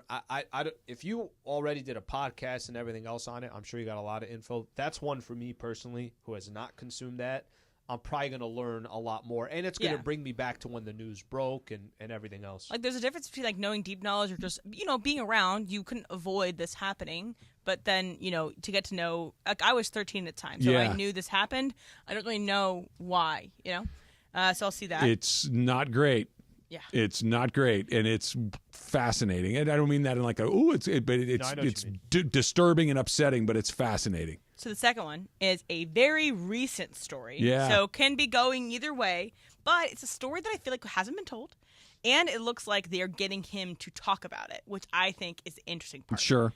So it's going to be Sign Stealer on August 27th. Connor Stallions shares his side of the Michigan's alleged sign-stealing scheme that turned him into a viral villain, which is going to be interesting because it's going to happen kind of right before the Chargers season starts. So, like, who knows what's going to be said about Jim Harbaugh at this time. So incredibly interesting to me, at least, because I know it's a recent story, but it's still a story that's kind of captured our mind for a second. I think what you said about it's a more recent story, that's okay. Like, I like that. And there's always, what do they say? There's 3 sides to the story: your side, my side, and then the truth, whatever's in the middle. That'll be fascinating. And I think also, too, I think the fact that this wasn't 10 years ago, so I do remember it. I do remember that it was literally affecting how last season went. It was... Wait a minute, that head coach is suspended for how many games? So I think that's interesting. Yeah. So this one, for me, it doesn't quite hit the mark the way that the McNair one does for a couple of different reasons. Number one, I agree with you, Emily, that anytime you have the person involved in the scandal speaking about the scandal, you've got me about 90% of the way home. Yes. Because it cuts one of two ways. Right? Either he reveals something that he is an idiot and then he says way too much. Perhaps. For me, like you guys know me. I like to decide whether I think somebody's full of you-know-what or not. And you could do this in the space of a show like this, that if after a couple of those interviews you're like, this guy is just lying through his teeth, it makes it look that much worse. Or occasionally the other is true. It's like, I think I believe this guy. I think he is telling the truth. That's part of it. The other part that makes me miss this, I'll watch this because it is an interesting story. I believe that if it's not all, the vast majority of these teams are doing something to gain an advantage when it comes to scouting / spying on the opposition. And that maybe this guy was a little more brazen than others and a little more reckless, but I don't think that Connor Stallions was the only guy trying to gain that advantage. Or maybe it's and then it lights everything on fire. Oh, could be. Like he tells everybody what happened, but I think obviously you're taking it with a grain of salt. I'm interested to see. It might be like a Fire Fest thing where they get someone to sit down, and they say so much, and they don't realize that they're saying some stupid stuff. Well, you wonder, too, because I'll go back to this, and it's very similar. The Dodgers-Astros World Series, where the Astros very clearly, Mike Fiers exposed what was going on. Baseball world went nuts a few months, and then it kind of settled down. And from what I understand, and from people that know things that have kind of, it's like, the Astros are like, look, we're going to take this one on the chin. This is part of the reason they didn't get their World Series taken away. But you guys need to tone down the rhetoric a little bit, or we're going to blow the whistle on everything else that's going on everywhere else. Yeah. So why don't you guys turn down the temperature here just a little bit, because we weren't the only ones doing that. And that makes a whole lot of sense to me, because since the initial reaction and everybody going crazy and scumbags this, and by the way, yes, but we moved on from it relatively quickly. Yeah. And even last if fans one. haven't. Yeah. Major League Baseball has. Last one is concerning one of the most controversial women in women's sports. And she's going to sit down for it. And so obviously super heavy grain of salt onto her side of whatever story this happens to be. Like, she's like the Urban Meyer of female sports, Yep. at least to me. Yep. And as That's far a as good I'm comp. aware. I like that. So I'm interested to see what she has to say. Take it with a grain of salt. But Hope Solo versus U.S. Soccer. On September 3rd, Solo unpacks 2 decades of glory and scandal that accompanied her rise to a level of fame that transcended her sport. How long was she on Team USA? Was she there for 20 years? Or Not 20 years. I would say maybe 10 years. 10? I can look it up specifically. I don't know off the top of my head, but I want to say at least 2 It's a Olympics. big piece for a while. Yeah. At least 2 World Cups. And she is someone who initially, when I was a young woman, I played goalie. Before I know about her personal life, Right. I looked up to her. I thought she was a. I get that. I thought she was a badass. She was like She's taking tough. all this stuff. She was tough. Took no whatevers. Right. But obviously, since then, things have come out about her personal life and what kind of person she is. Definitely don't stand by that anymore. But I'm interested to see that story being told. When you get okay, yes, I want to go back to the Johnny Manziel one that they did, and I'm going to need someone else involved in this, offering the other side, because like you said, Slee, there's Hope Solo's version, there's the other version, and then the truth probably lies somewhere in the middle. Like the Johnny Manziel one was basically, yeah, we went in, made a bunch of money, and was it Uncle Nate or Cousin Nate or something like that, that we ran this scam, and okay, see y'all later. Yeah, well, hold on a second. There's a whole lot more to that. Like, let's get somebody from the Browns in on this. Let's get somebody from A&M in on this to really kind of lay this whole thing out. That the Johnny football one was very favorable to Johnny Manziel. Very favorable to him. I don't see a world in which this is incredibly favorable to Hope Solo. I hope not. And not because I want him to pile on Hope Solo, but so let's get into it, right? Yeah. If we're going to do this, and I'm glad, again, much like with the Connor Stallion situation, if you got the person, okay, cool. That's a good part, because usually if the subject of the tale is in the doc, it's not going to be biting. It's not great, right? That one of the best ones of these that I've ever seen was the one that the HBO did on Tiger Woods a million years ago. Tiger wouldn't come within 100 miles of it and basically threatened all of his inner circle. If you talk on this, that's it. And that's how you know that they were on to something. Right. That's how you know that they were kind of near the bullseye of this stuff. The U.S. women's national team is such a interesting group of people because, one, it's like a lot of headstrong, athletic women are in one room together and they all have their opinions, but it tends to be they kind of have I don't want to say this in a bad way, but like a group think. Yeah. Like, we're standing for this. We're standing for our rights as women athletes. But, like, occasionally any girls that pop out of that and, like, want to fight against that kind of get snuffed out. Was she not popular with her teammates? No. Okay. She was a black sheep of her teammates. And so it's almost like a Carly Lloyd situation in a similar vein nowadays where, again, majority of fans of U.S. women's national team and majority of players on the team have one view. These people have a different view. I'm in on these. Yeah. The McNair one in particular. I listened to that podcast a long time ago, and I've forgotten a lot of These the are details. all well done, too. And I just remember thinking, wait, what? Wait, why did that happen? It's really, I can't wait. Did they give a date on these are going to drop? So all of them. So McNair is going to be on, I just clicked out of it. Now, McNair will be on August 20th. Sign Stealer will be on August 27th. And then Hope Solo will be on September 3rd. I'm in on all of those. We'll get back to Embiid saying he should be the GOAT because he shouldn't be, and he shouldn't be saying that. That's coming up at 11:45. Coming up next, little Factor Cap. Travis Lee, 710 ESPN. 710.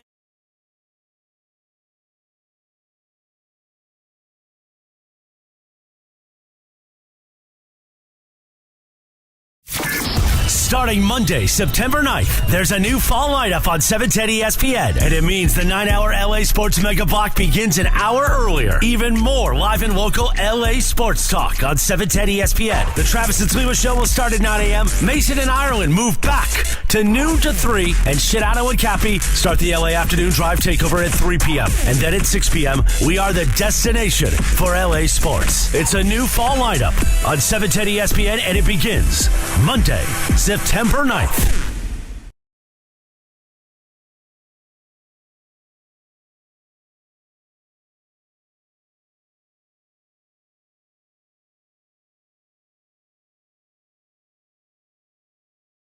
At a time.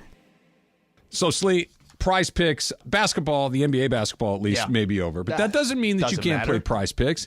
I played Prize Picks baseball basically from the moment that spring training starts until where we are right now, all through the end of the postseason. You play the long game. I have some long game, and I love the short game. And I don't mean to give away any secrets. Shohei Ohtani's a pretty good pick. But this is Prize Picks. You pick 2 to 6 players. You pick more or less on their stat projections.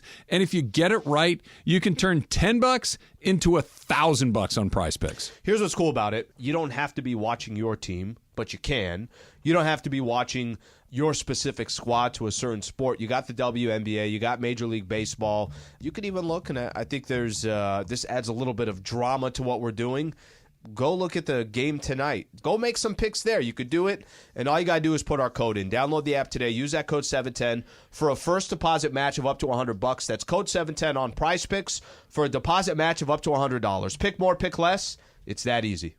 Prescriptions require an online consultation with a healthcare provider who will determine if appropriate. Restrictions apply. See website for details and important safety information. Subscription required. Price varies based on product and subscription plan. Hey guys, did you know there's a generic form of Viagra that works just the same but is 95% cheaper? And you can get it online at hims.com/joy. Through Hims, you'll get a free medical consultation to determine the ED medication that's best for you. Discreet shipping if prescribed, a 100% online process, and a range of treatment options, including trusted generic alternatives to the name brands, at up to 95% off. ED is personal, and at Hims, so is treating it. Just go to hims.com/joy and get connected to a licensed medical provider online for free, with zero copay, no expensive appointments, and no awkward face-to-face conversations. To start your free online visit, you need to go to this exclusive address, hims.com/joy. That's hims.com/joy for your free online visit. hims.com/joy. And you know what we do each weekday at this time, around 11:30. It is time for Factor Cap. On the Travis and Sliwa Show, presented by the law offices of Joseph S. Norman. Injury attorneys you can trust, just like family. Para la familia. At Norman Legal, you're not just a number. You're a person. You are part of the family. We care for your well-being. You're the number one priority.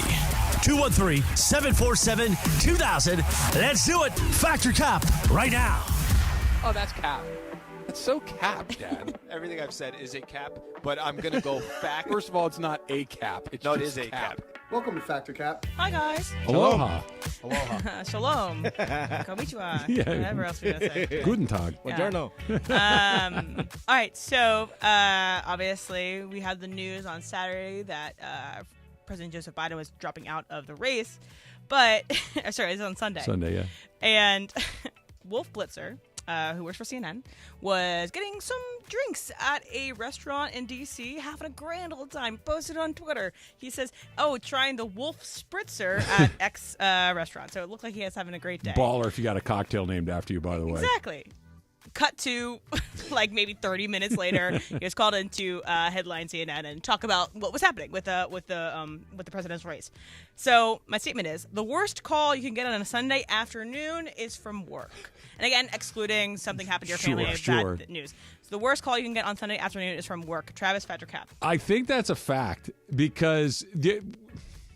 No, I changed my answer. And also, whatever happens to be your Sunday afternoon, your day before you go to work. Right. I think, okay, maybe Saturday would be worse than Sunday, but any call in the middle of the weekend or whenever your days off are, right? I know we all work non-traditional schedules now. That, hey, listen, I know that this is the 48 hours where you don't have to do any of this, but I'm going to need you to come in here and do this because it always means something crazy happened, right? Something unprecedented or tragic or unexpected had happened, and that call to come into work on the middle of a Saturday or Sunday afternoon, yes, that's the worst call. Al? Okay, this is aside from family, right? Sure. So everything not family. Aside from something tragic happening to your family. I'll go cap. The only thing I could think of, and Trav, I've told you this, I have a rental. Yep. And as a landlord, to have something happen where nothing else is open and I know nothing about, like I can't, if there's a plumbing issue on a Sunday, not that you can't find a plumber, but there's going to be a surcharge, there's going to be this, all that.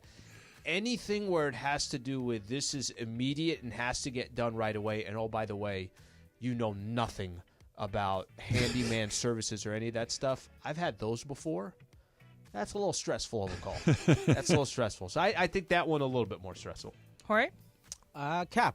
No, I mean, more than willing to, hey, if you guys need help, sometimes I even offer, like, hey, if you guys don't have a certain person, hey, feel free, unless I'm on vacation or whatever. Yeah. But then, at the same time, You're mid Modelo, yeah. Yeah. mid Modelo, exactly. But if the phone's ringing and I don't feel like answering, I'm like, let it ring. I had a call. This is years ago. I was working at the Angel Station, and I think I've told you the story about Tom Rinaldi, where they were going to call me in because he missed a flight or something, and I was going to have to MC the Rose Bowl like meet and greet with the head coach. I think it was Florida State and Oregon, and I was going to have to go in there and basically introduce Jimbo Fisher, ask one or two questions, do the same thing for Oregon. Super easy breezy and all this stuff. But it was New Year's Eve, right? And so the call comes in at like 1 o'clock in the afternoon, like, hey, it doesn't look like he's going to make it.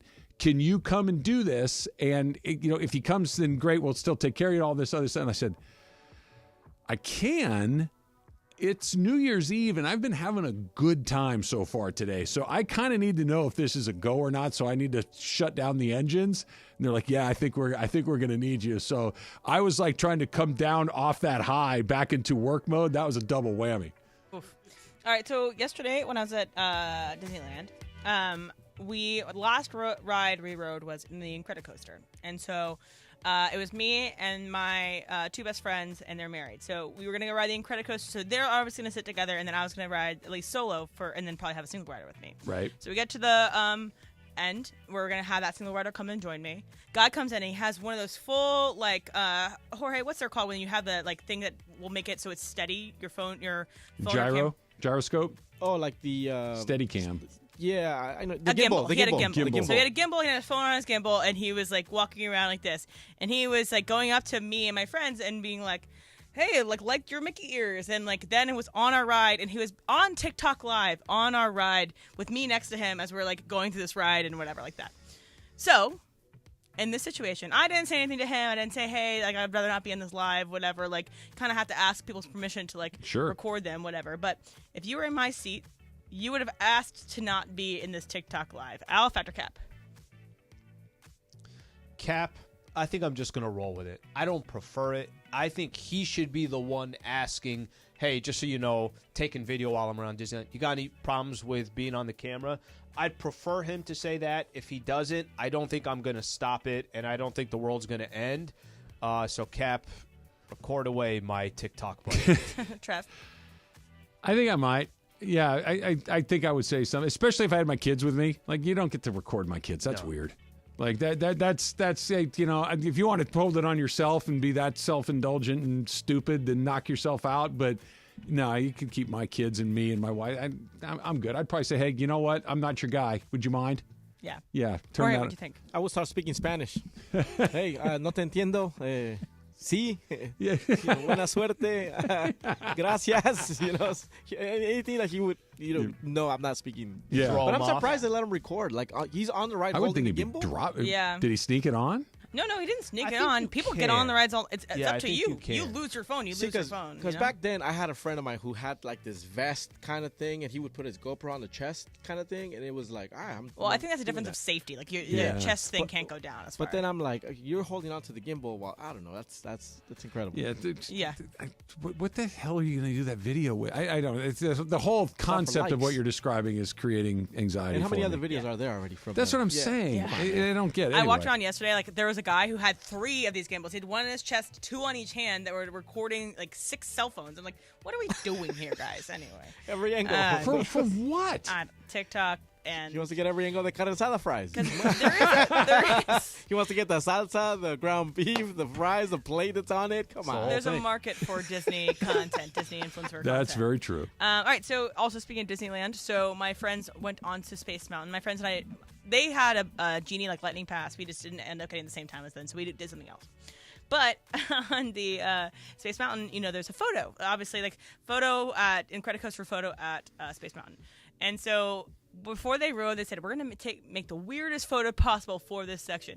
And my friend Zach, had the worst photo I think I've ever seen. someone take on a ride. Cracked me up. It was great. And now it's his like contact photo. Was he like, just making a goofy face? It was a goofy face. He just kind of like put his head back and like went like this. Anyway, it's a whole thing. But the statement is you know where the know where the camera is on the ride, and 2, you pose for the photo. So Jorge Factor Cap. Okay, I know where the cameras are. I do not pose for them. And okay, so a couple weeks ago, I took my cousin Brian to Disneyland. So we went on Space Mountain, and I know where the photo is. So I said, "Hey man, ready?" Because here it comes. So I kind of get his attention. Yeah. And we smile. When we go and try to look at the picture, the guys behind us. This is what I'm looking for the picture. I don't have it. The guys behind us were flashing the camera. Oh, the guys were doing it? That's great. So they did it, but I know where they are, but I don't do a funny pose for it. Trav? Fact. So I know where they are on Space Mountain. I know where they are on the Tower of Terror, the Guardians of the Galaxy thing, Incredicoaster. I know where they are because we've been going for such a long time. We all kind of have our own lane in my family when we do it. Like Bobby always tries to be completely stone-faced because you're usually coming through an exciting part of the ride, and he just tries to be like this no matter what it is. Like it doesn't faze him. Right. Kelly always does a little stupid little thing like that. And then Michael and I do something even stupider where we point at each other. Like wherever he is, like I'll go kind of just stupid little games. So we do it every time. And then you go steal the picture off the thing with your own camera. But yes, we do I think do you it. get them for free now if you Do you want get them to. for free? Yeah. Oh, okay. Al? How about Susan? Does she do anything? I think she's just trying to pretend she's not with the rest of us. I think that's her entire goal. Cap, but it's primarily because I don't go enough.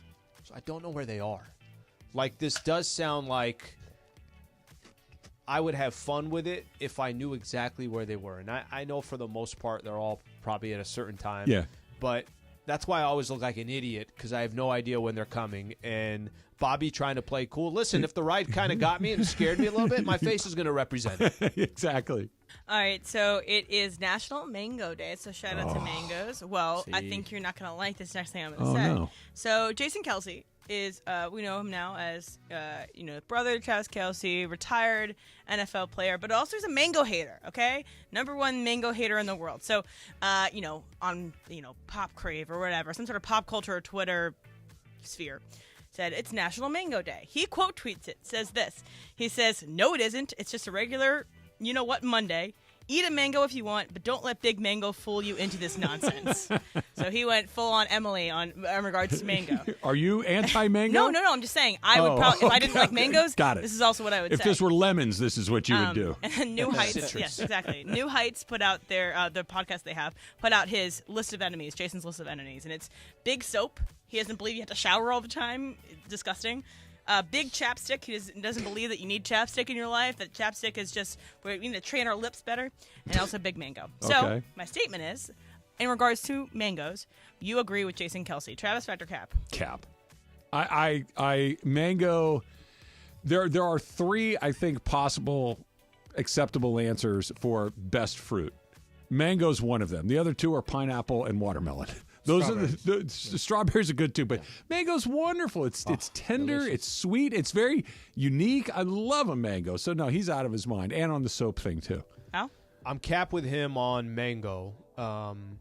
It might not be on the top of my list, but mango is delicious. Is it? You're gonna have to work a little bit. You have to work a little bit. You're gonna end up with God knows how much stuff in your mouth. It's a little fibrous. There's a lot going on. But the taste of it is amazing. So I don't know what he's talking about. Take when a it bite, comes it's to all mango. juicy. Yeah. Okay, so when you get it across the cart, anywhere around here, from the cart, they peel it and then they slice it. They make it look like a little pie, like a palm tree or whatever. Yeah. You put tahini on that stuff. You put some lime on there. My man, it's. But then when you eat it that way, that's when you get all the fibers. So cutting a mango is basically like a magic trick. Mm-hmm. Like, because the pit is weird. It's that almond-shaped kind of thing. That's I cut 2 halves. It's, you got to cut. halves. But then you feel like you always get a little bit because you want to get all the meat. So you cut a little bit of the peel and you get a little bit of the seed. But that's when you become a surgeon because now you got to go in and out. Around. Yeah. By the way, vegetable peeler on that was a game changer. Well, I didn't know that until a year ago. Changed everything. I'm like, well, that's stupid. Why didn't I do that? That's way too easy. That's way too easy. All right, of course, Factor Cap. Get used to this on the Travis and Sliwa Show. Yeah. Is presented by Joseph S. Normand. You may have Many choices on the legal team, but family always comes first. Call 213-747-2000. The law offices of Joseph S. Normand. Call 213-747-2000. 213-747-2000 or visit normandlegal.com. You know, it's a game changer when you get it from the fruit guy, and Jorge gets all the credit for this. Okay. The cucumber. Because you got a lot of sweet in that cup, right? Pineapple is sweet. Watermelon sweet. Mango is sweet. Little cucumber, not sweet, but crunchy. Game Good changer. move. Jicama. Oh, yeah, jicama's good too. I like jicama. I don't. Jicama's either people like it or they just Well, don't see, okay, care for I it. don't dislike it, but Yeah. it feels like eating air. Like, it doesn't taste bad. It just doesn't taste like You anything. gotta put lime and tahini, man. Trust me. Yeah, but then I'm just eating tahini and lime. I No, could put no. the tahini and lime on a mango. Well, it's the same or- thing with coconut then. It tastes like No, it coconut tastes like coconut. It gives you the crunch. Yes. That would be the one. I piece like the of it. crunch. Yeah, but I that's, know there's- cucumber tastes like cucumber. It's Coconut crunchy- tastes like coconut. It's crunchy air. Delgadito. You got to cut it thin. Delgadito, exactly. Now I got to go to the fruit guy today. Yeah, me too. The guy that I go to most regularly, he hasn't been there for like 2 weeks, so he's obviously packed up and moved to a new spot. I need a new one. I met the lady across the way. Her name's Olympia. The one right by the across the way, right by Staples Center. Mm-hmm. Okay, because is she sometimes on the corner by the gas No, station? she's right here. There's Olympia. a guy on the corner of the gas station, but it's like there's nowhere to park over there. It's Yeah, I know. it's a mess. I need like a Yelp for where these guys are all the place. Or look for the umbrella. I do, but I'm going by at 80 miles an hour. Your By the time I mouth is see it, watering. I'm already past them. I'm not getting off the freeway and turning back around again.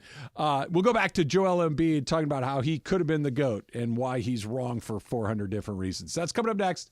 It's Travis Lee, 710 ESPN. Is your vehicle ready? Are you taking your trip yet? Are you getting ready to take your trip? Your summer roadie?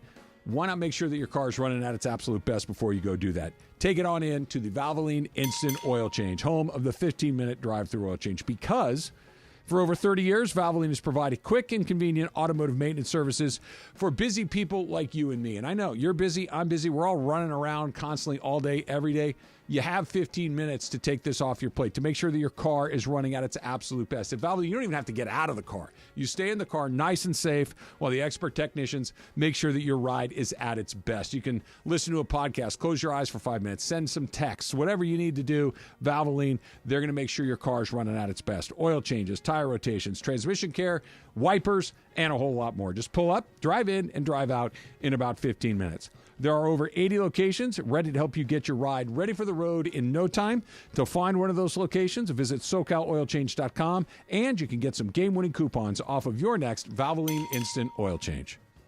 Hey, what up? It's Matt Barnes here. If you're looking for the best possible results after an accident, call my guy, Uncle Artie, at Pernia Law. For me, it's about getting the top result and the top value for your claim. Even if you didn't have insurance during the accident, Uncle Artie will still help you. I'm sure a lot of you out there got turned back from attorneys when you said, I don't have insurance. Well, guess what? Uncle Artie can still help you. It does not matter. Give us a call. You have nothing to lose. We take the case on a contingency. You don't pay up front. Uncle Artie's not just my friend, but he's your uncle in the business. Artie Pernia is a seasoned personal injury attorney who works with you so you receive the best possible compensation for your case. Let Uncle Artie and the Pernia Law family provide peace of mind so you can focus on your recovery. Trust us, trust Uncle. When you're looking for the best possible results after an accident, call my guy, Uncle Artie, at Pernia Law, 844-DIAL-UNC. That's 844-DIAL-UNC. There's nothing like NHL hockey, LA Kings hockey on 710 ESPN. Welcome to the family. Brand new partnership. We're excited to have the Kings right here, the home of the Los Angeles Kings. And Trav, now I just need an invitation to go catch a game. You have been giving you one forever. Now you have it's to across the street. Now it's across the street. Go Kings, go. Go Kings, go. The Kings are back on 710 ESPN. Believe it or not, I did pregame for the Kings 25 years ago. Damn, I'm old. Luke Robitaille, the rest of the Kings organization couldn't be more excited. Go Kings, go. Go Kings, go. Nothing like live hockey. Nothing like seeing it in person. Nothing like watching it on TV. Nothing like listening to it on the radio. And we've got them on ESPN LA. Go Kings, go. We're so excited. The LA Kings have found a new home right here on 710 ESPN. Can't wait to see you on the ice. I want to congratulate the LA Kings. You are now on the greatest sports radio station in America, 710. And guess what? Now I get to be one of the ice girls at a Kings game. Go, Kings, go. Go, Kings, go. Go, Kings, go.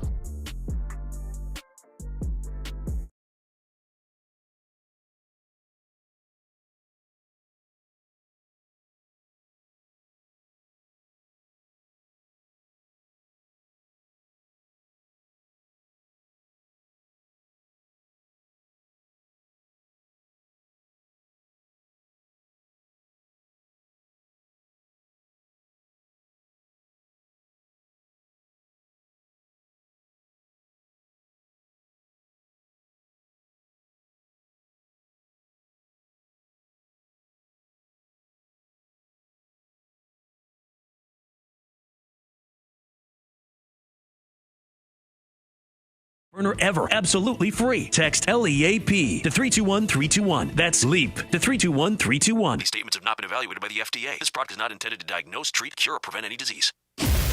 This is the Mid-Morning Spectacular live from LA Live. Travis and Sliwa on 710 ESPN.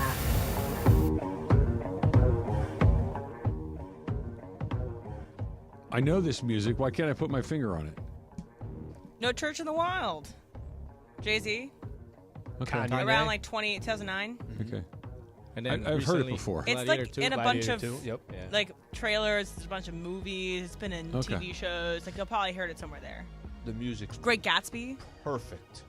For Maybe that that's what it is. That For might what? be it. for the preview for the Oh, Gladiator yeah. 2. Yeah, for sure. A lot of people are knocking Yeah, it. people were haters. Yeah, people are like, get out of no, here. There's nothing to hate on that. No.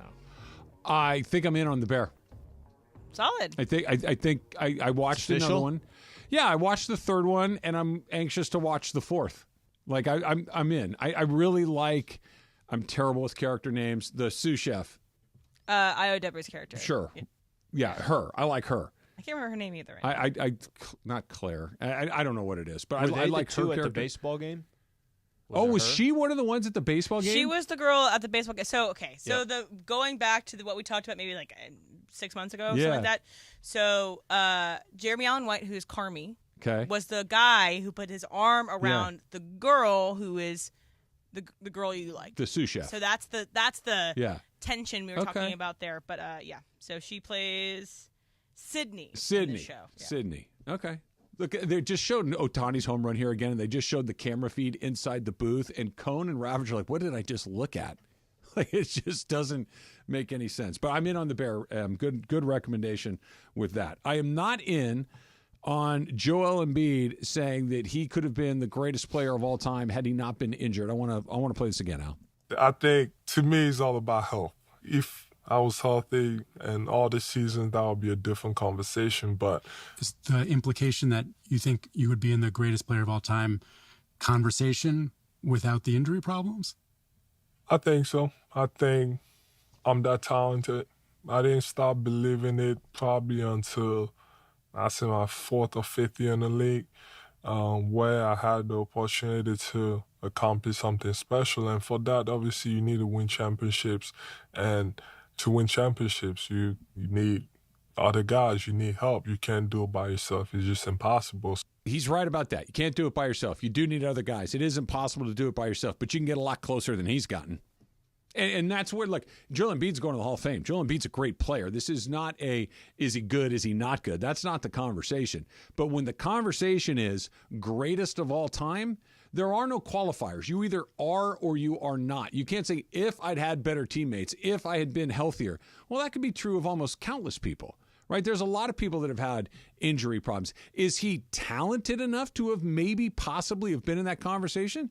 Yeah, probably, because he's that big and strong and athletic. He's got a soft touch, all of those sorts of things. But he's been in the league for a while now. He's 30. Yeah, he's been in the league for a while, and he has not gotten out of the second round. He did win an MVP, but there's never been a time where you're like, look, you do not want a part of that guy in the postseason. Never. You know who's a name that never gets mentioned as greatest of all time, but had a window, had a run, still considered, one of the greatest to ever do it, but nobody puts him in that top 5 list. Right. And I'm going to use a big man as an example, Hakeem Olajuwon. Mm-hmm. Olajuwon's got 2. Okay? Hakeem Olajuwon has some of the best highlights I've ever seen because of his footwork and the way he played the game, and we kind of go down the list. Embiid, I wish Embiid, first off, I hate him bringing it up, but if somebody asked him, hey, what if you weren't injured? What if this? What if that? And he responded to some, guys, I'm just trying to get to the NBA Finals. 30 years old, still haven't been to the NBA Finals, still never got past the second round. We were thinking about some comps with some players. If Kevin Durant was doing an interview, KD was talking about, hey, if the Oklahoma City Thunder didn't trade James Harden, I wonder what could have happened. Could I got a chip or two when I was there? If me and Klay Thompson didn't get injured against the Toronto Raptors, could I have got another championship there? KD is an interesting one because if Kevin Durant was able to get a championship in Oklahoma, and then he was able to get that third championship with the Golden State Warriors, and you start looking at his resume, it's like, this dude's got 4 NBA championships. You know how many LeBron's got? He's got 4. He's got I need a player like Kevin Durant to talk about the injuries, or, an organization I was working for really mismanaged a situation because they were $4 million off with James Harden or whatever it is. I need someone like that to be making a case. And listen, I'm the biggest Joel Embiid fan too. Like, I love his game. Everybody likes I've heard Michael Thompson say, give me a more skilled big man that could shoot threes, can shoot 18-footers, can dominate you in the paint. I mean, he's Jokic. As good as it gets. Jokic. Except him. Yeah. How about that one? But yeah. I think that there's, obviously some comps that are out there of he's unbelievable. But to have that conversation, he's nowhere near even having a remote. And again, the quote coming from him, I don't like it. Yeah, no, that's silly. But the Durant part of it is interesting because Durant was probably the best player on that Warriors team. They won a couple. 2 finals MVPs. Had a chance to win a third, if not for some bad luck, which is what Embiid's kind of getting at. But what else he did, which I think is, and Steph Curry isn't in the conversation for greatest of all time, but he's in the conversation of one of a very small handful of people that changed basketball, right? There was Chamberlain, there was Steph, and these are the guys that kind of changed the game, where taking shots like that was just a terrible idea. Durant's kind of there too, because Durant's 7 feet tall, has a handle, can shoot, can do all, can go to the rim, has a mid-range game, he can do all of those things, and it's like, yeah, we didn't see much of that prior to Kevin Durant. Kevin Durant changed the way that people, at least of a certain size, play the game. He was a little unlucky with some injuries in certain points, but he did bounce around. He went and joined a team that was already cranking along and winning championships. And then when he left, it really hasn't clicked back in place for him. But that's a much better argument than, I got hurt a lot and I don't have good teammates. It's just you're not the right guy to be selling that. Durant is the perfect explanation for that. Listen, I'll go back to it. Embiid's a phenomenal player. Giannis has an NBA championship. He can't have the conversation. Nikola Jokic has a championship. He's a very unique player that has 3 MVPs under his belt, and that's an accomplishment like no tomorrow, but he would still need a couple more championships to even have a remote conversation. You know who else was one of those game changers that kind of changed? It was Magic, to be that size and play that position. To be 6'9" and be a point guard and running, because from winning time and everything else. So he's too big to be a point guard. Yeah, well, now everybody's looking for a guy. LeBron James, for all intents and purposes, is a point guard. He's the guy that's got the ball in his hands the whole time. I think another important thing about being a GOAT is durability. I think that you have to be able to sustain through different generations of the sport that you're dominating, and you have to have that. And Embiid does not have that at this point. For those who say LeBron is the greatest player to ever play the game, a big piece of that argument is the durability. He's still freaking there doing it, even at this age. Tell me a long-term, as I knock on wood, injury that he's had. He hasn't. No, he really... Which is unbelievable. I forget what the impetus was. The 100 best athletes of the 21st century, right? The reason that there were only 2 real answers was LeBron or Brady is because of the longevity that you're talking about. The entirety of that 25-year window, or almost all of it, they weren't just existing. They were thriving. And they might be the best player or in the top 5 of their respective sport in that 25-year period. I got a quick one for you. Yeah. You mentioned his name, Hakeem. 2 titles back-to-back, right? And he was unbelievable. Good question. Is there anything to the but Jordan won the 3 right before and then went to play baseball, and then when he came back he won the 3 right after. Are we just going to take those down just a teeny tiny little hair? Because the best player in the world was playing Little League. It's impossible not to do that, but Hakeem was He was great. He was great. He was so great that I want to give him the benefit of the doubt. Yeah, but when Jordan was there, the other right before and right after. Okay, so you don't what you could do is you could say, okay, forget that this guy was gone. Can't I just say, well, Kawhi was great, but if Kevin Durant and Klay Thompson don't get hurt, he has one championship. Kind of similar. Okay, let me use another one. The Warriors got their championship, but Kyrie Irving and Kevin Love, I think there are a lot of predicaments where you can kind of but it's not on bookends, right? It's like if it just been before or just after, you're like, okay, like but Toronto just won the 1. They were never really in the mix before. They were never really in the mix after. Jordan wins 3. I'm going to go play baseball. Keem wins the next 2. He goes, I'm done playing baseball. And then Jordan wins 3 more. Yeah, then it was over. It's like I'm not trying to throw any cold water on the Dream. He's amazing. Did I tell you when you started setting it up? Yeah. I already knew where you were going. Yeah. So I do think that's in the back of a lot of people's minds. It's football season. Training camps are open. We're going to be out at training camp on Friday, right, Em? Mm-hmm. We're going to be out. I'll be there Saturday too. Oh, you're going to say okay, and then I'm there the Saturday after that as well. So it is football season. And there's something going on in the Rams that almost never goes on in the Rams. That's coming up next. It's Travis Lee, 710 ESPN. Meet Cheryl.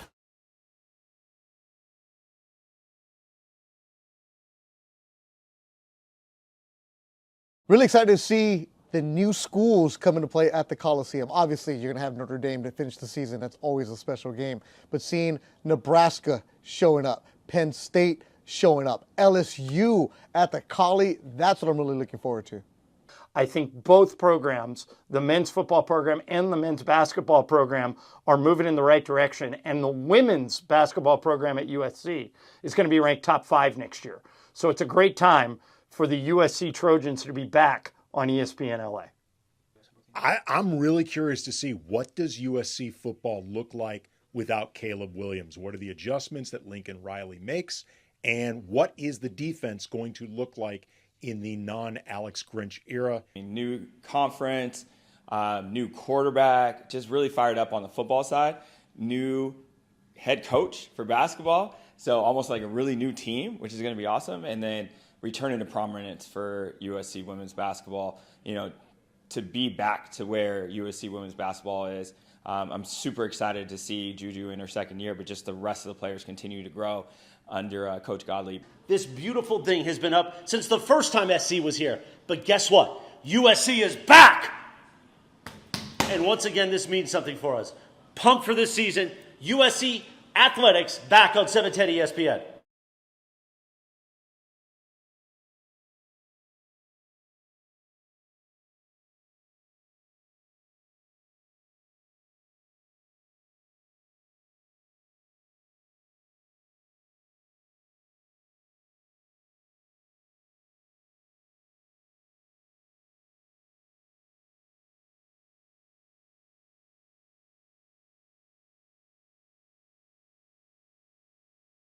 Time world champion Lakers. KSPN Los Angeles, a Good Karma Brands radio station.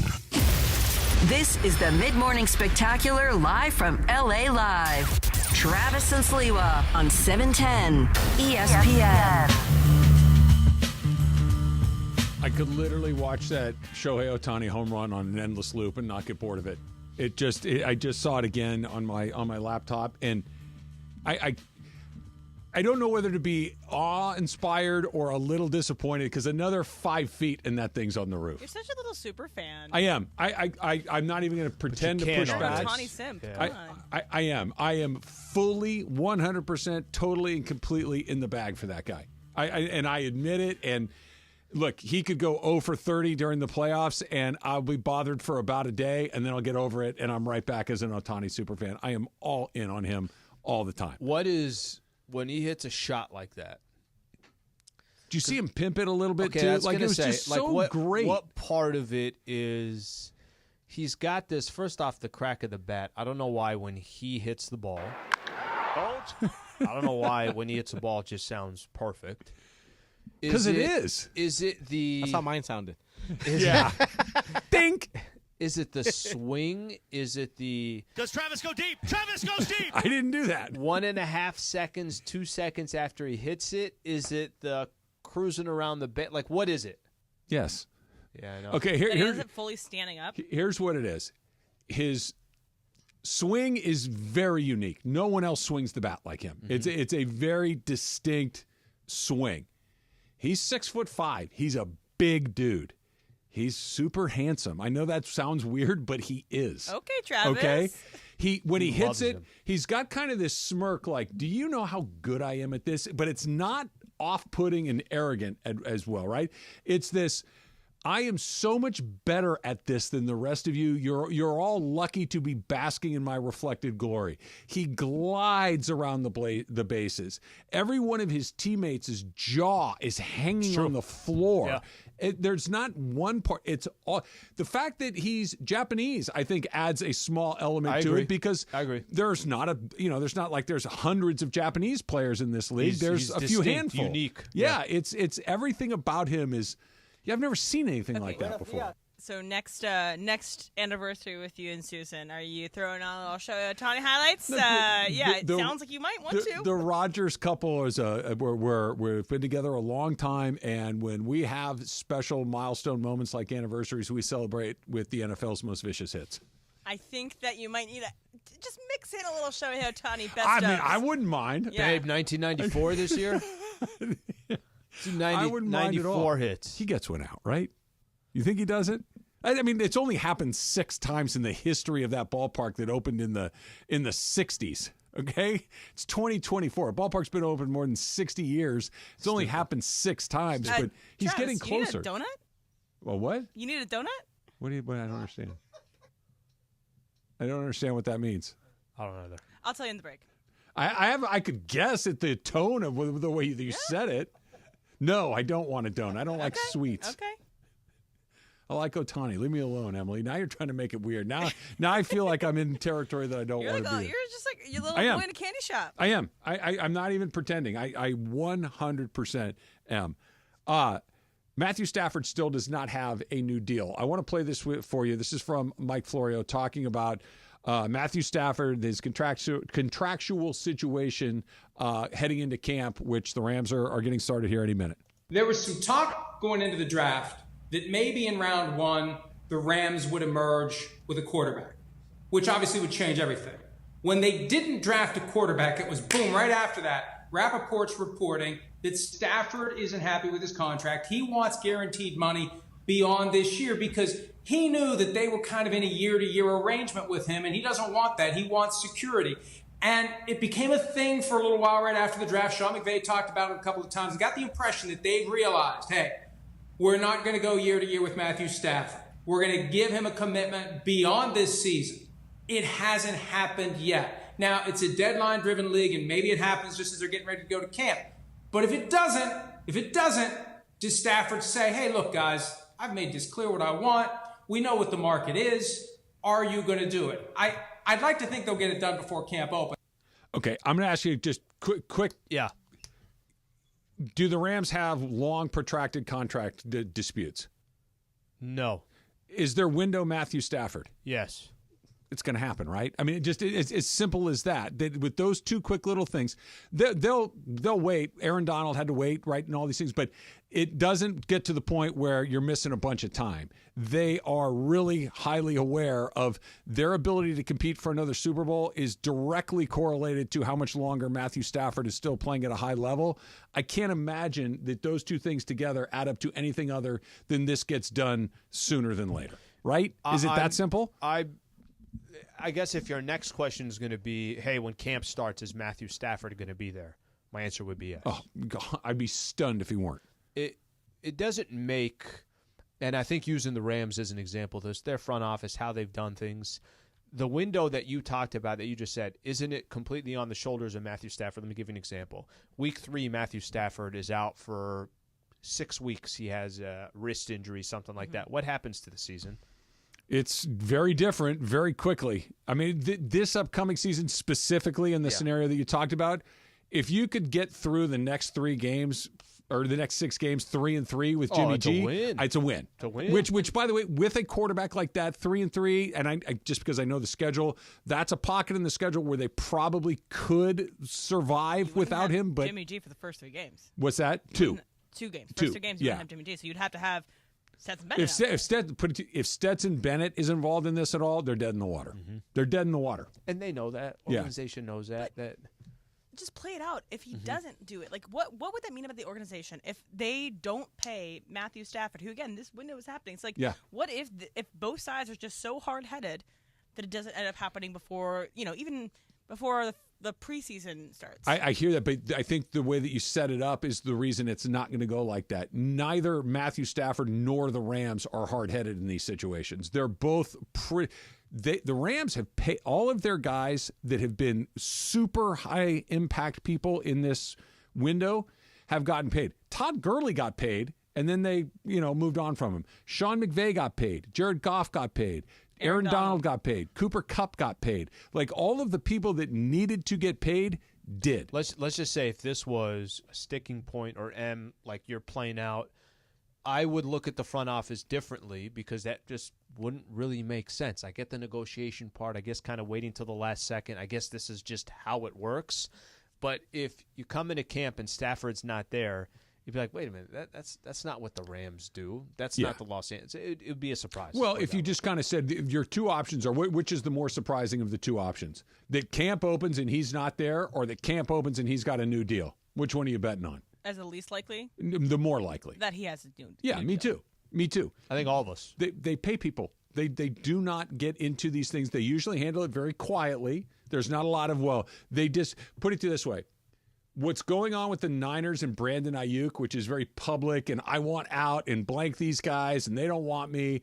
The Rams don't really do that stuff. That's just not really how they've operated. And Matthew Stafford has leverage right now. He knows that this is the time to ask for more security because Jimmy G ain't that guy. Stetson Bennett sure isn't, and they didn't draft a guy. They're in that window to go compete for a playoff spot. Once you get in, anything can happen.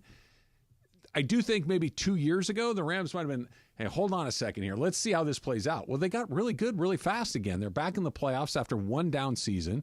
You're not going to just you're not finding a better quarterback than that. You're not drafting a better, because you're not going to be bad enough to draft a guy that's any better than that. What do you think? What would the terms you think look like?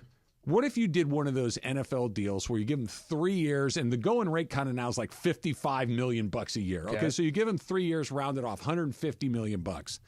2 years guaranteed. There's $80 million, whatever the number is, guaranteed, and that third year is one of those things that you probably never even get to. If I'm the Rams, I'm happy doing that. And that sounds right. But Adam Schefter was reporting earlier today on the Pat McAfee show that Jordan Love might become the highest paid quarterback in the league, and if you're going to give youth and that age-wise, you're going to Jordan I'm Love, with you. The highest paid player in the league, and Matthew Stafford's like, I am more valuable to you than Jordan Love, and by he's far. right, and that's why he just won't get the length, but he'll get the money. That's why he's not going to get a 5-year. I don't think he wants a 5-year deal, but he's going to get the money because he knows he's got them. But you can get the per year. Jordan Love's 25, I think, is right around there. You can get close to numbers, comparable numbers, just understanding that one guy's obviously on his way out. That's why the Chiefs were so smart to do what they did with Mahomes. Was it early, big? What's the biggest number today? Let's lock that in because Jordan Love would make more money than anybody would make more money than Patrick Mahomes. It's just bananas. But is this just simply like the NBA? Jalen Brown was next? the most, and whoever's next. Mike Conley was the most at one point. It's just they should have taken $1 less than whoever was previously the most. One thing about the Jordan Love thing, just briefly, it's 1 year, and he's going to be the highest paid quarterback in the NFL. 1 year, it was good. like half a year too, if we're being honest. Half a year of good play, right? Half a year of bad play. And you're really going to give that guy who's relatively unproven. He did get you to the divisional round. Mm-hmm. He did win you a playoff game. Sure, whatever. Threw a pick. Yeah, like Jordan Love. Could have beat the Niners. It's they like could have been in the Super Bowl. It's like giving Trevor Lawrence the highest paid quarterback in the league, and you're like, really, Trevor Lawrence? Well, I think the difference. Well, no, that's not a difference. Trevor won a game. I know. No, I'm just thinking the timeline of it all. But I forgot that Jordan Love sat on the bench for a while. That he put. So even less data. Yeah. Which is crazy to me. Unless you're convinced, I'm not getting somebody better than him. I can only go backwards if I don't give him what he needs. And also another one thing about what Florio said. I guess I didn't really think about it as seriously. Were they serious about maybe taking a quarterback in the draft this year? Because so the Packers have kind of always done that. No, sorry, the Rams. Yeah. I wouldn't have been surprised if they'd taken a quarterback. Depending on if they'd moved up in the first round to take one, that's a whoa. Or even the second round, maybe. But if they just started firing quarterbacks beyond the third round and beyond, that's one of those, hey, let's just see what happens. Maybe we'll find the next Russell Wilson or whoever it is later in the draft that turned to Kirk Cousins. Like find a guy not in that first round that turns out to be a guy. They clearly tried it the year before with Bennett. That blew up in their face. But no, I'm not surprised that they were at least considering that. Are you, Al? No, I'm not. Again, you're looking at windows and you're looking at guys as long as you're in a position where you feel like you could draft somebody that can sit aside for a couple of years, which, by the way, more of an old school approach, which I like. I mean, a lot of these guys now are drafted. They're put in a position. The reason why you went top 5 is because the team that drafted you sucks and doesn't have any talent around them, and then they're asked to turn it around right away. That's not fair. And it almost never happens. The C.J. Strouds are few and far between. Yeah. The Dodgers are getting a lot of help back with more to come. Is that enough? It's coming up next. It's Travis Lee, 710 ESPN. You never have. There's nothing like NHL hockey, LA Kings hockey on 710 ESPN. Welcome to the family. Brand new partnership. We're excited to have the Kings right here, the home of the Los Angeles Kings. And Trav, now I just need an invitation to go catch a game. You have been giving you one forever. Now you have to cross the street. Now it's across the street. Go Kings, go. Go Kings, go. The Kings are back on 710 ESPN. Believe it or not, I did pregame for the Kings 25 years ago. Damn, I'm old. Luke Robitaille, the rest of the Kings organization couldn't be more excited. Go Kings, go. Go Kings, go. Nothing like live hockey. Nothing like seeing it in person. Nothing like watching it on TV. Nothing like listening to it on the radio. And we've got them on ESPN LA. Go Kings, go. We're so excited. The LA Kings have found a new home right here on 710 ESPN. Can't wait to see you on the ice. I want to congratulate the LA Kings. You are now on the greatest sports radio station in America, 710. And guess what? Now I get to be one of the ice girls at a Kings game. Go Kings, go. Go Kings, go. Go Kings, go.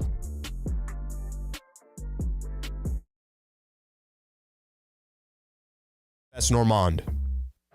The summer of soccer will come to a close at SoFi Stadium with Arsenal and Manchester United going head-to-head in the ultimate Rivals in Red match on July 27th. Feel the excitement as these legendary clubs face off for the first time in Los Angeles. It's a battle of one of England's fiercest rivalries that you won't want to miss. Experience this historic matchup. Arsenal versus Manchester United. Buy your tickets and suites now at SoFiStadium.com. Texting enrolls you in a recurring automated marketing text messages. Consent not required to purchase. Message and data rates may apply. Leaving for the gym so early? I'm ready to go. Since you started taking Nugenix Total T, you've been acting like when we met in our 20s. I feel like myself again. Lower testosterone after turning 40 slowed me down. Nugenix Total T has been a game changer for me. What is it about Nugenix Total T that's different? It's a key ingredient called Tesnor. It boosts free and total testosterone to help you get back the drive and energy from your youth. Total T is backed by 5 clinical studies. I've seen the huge difference it's made for you in the gym, at work, and in the bedroom. I'm so glad I sent them a text for my complimentary bottle. Text ORDER to 321321 right now for your complimentary bottle of Nugenix Total T. Nugenix is the #1 selling testosterone boosting brand at GNC and Walmart. Do it now and we'll also send you a bottle of Nugenix Thermo X, our newest, most powerful fat burner ever. Absolutely free. Text ORDER to 321321. That's ORDER to 321321. It's Travis Rogers, Alan Sliwa. Day has the same person dropped off food at your house twice in one day? I don't Great know. question. Travis and Sliwa. On 710 ESPN. They play this when he leaves the stadium? Yeah. They should. I'm going to do the thing that all great talk show hosts do. I'm going to offer my opinion on something that I know nothing about. You ready? Yep. Love these. Is it not a big deal that the WNBA All-Stars beat Team USA? Is that not a big deal? I think it seems like a big deal to me. It is a big deal. I'm looking at the highlight thing here, and Angel Reese is on the team. Caitlin Clark's on the team. I'm like, these are the only people I know, and why are they not? Why are they not the Olympic Why are team? they not on the team? I don't know. Somebody probably wanna what tell they me why? think. Of Yeah. course You they know? think that. You know who else thinks that? Anybody else that was thinking about potentially consuming it. You want to obviously have Caitlin Clark, Angel Reese. Look, Caitlin Clark is the one. She's the one that everybody's been talking about, and I think because of her popularity, there is some growth in the WNBA, and I think it's coming from her. You don't want her on the Olympic team? You don't want her on the Olympic team? It just seems like a little bit of bad blood. It just feels like these. What's like the people, bad blood? Well, it's the veterans. Jealousy? Probably jealousy. Okay, so I don't know enough about I just it. Want to. Yeah. So you're the WNBA. Am I worried about the veterans and how they feel about somebody else that could come into the sport and just grow the sport from a marketing perspective, from an interest perspective, from a sponsor perspective, from ratings perspective? I got to look out what's in the best interest of my business. And what's in the best interest of the WNBA's business is Caitlin Clark. And if the USA Olympic team for the women's has Caitlin Clark on that team, if that's just good for the overall brand, overall business, I'm putting feelings to the side and I'm paying more attention to that. I think that she should be on the team, but here's an argument against. If you're going to say that the Team USA is a merit based on the skill on the court, the top 12 players in the WNBA, and that they believe that Caitlin Clark did not fall into the top 12 players in the WNBA, it should be based on merit, not special treatment. Not because you're a marketing ploy, but because you deserve to be on the team based on merit. Obviously, the WNBA All-Star proves that Caitlin, at least when she's angry, when she's motivated, can be like that. But can we play with that for a second? Let's do it off merit. Jaylen Brown should be on the USA Olympic team off merit. He should be. He should be one of those players that should be on there based on he's the finals MVP for the Boston Celtics, and 3 of his teammates are on the team. Derek White, Drew Holiday, and Jason Tatum. And Jaylen Brown is not on that team. Now, maybe Jaylen Brown's in his own little world, but I don't know if you saw some of his tweets basically saying that, well, it's because he's not a Nike guy that he's not. By the way, I wouldn't be surprised by that. But if it's just based off merit, even in the NBA, of course, in any business, there's some politicking to it. Yeah, I don't know who picks the team. I don't know, because I would imagine the USA basketball. Hill, Steve Kerr. No, I'm talking about the women. Uh-huh. So I imagine there's a similar apparatus to pick the female players as well. And if your thing is, look, my job is not to grow and market the NBA. My job is to put together a team that's going to go win the gold medal. Okay, cool.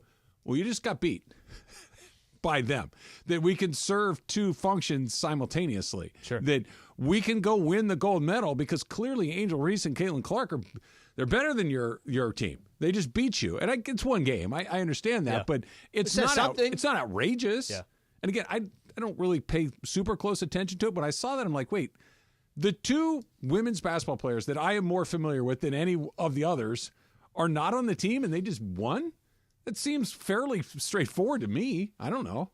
And I love when they cut from, the team WNBA, so like the people that aren't on, the All-Stars that are not on the Olympic team. So they were like cheering, like, yeah, let's go.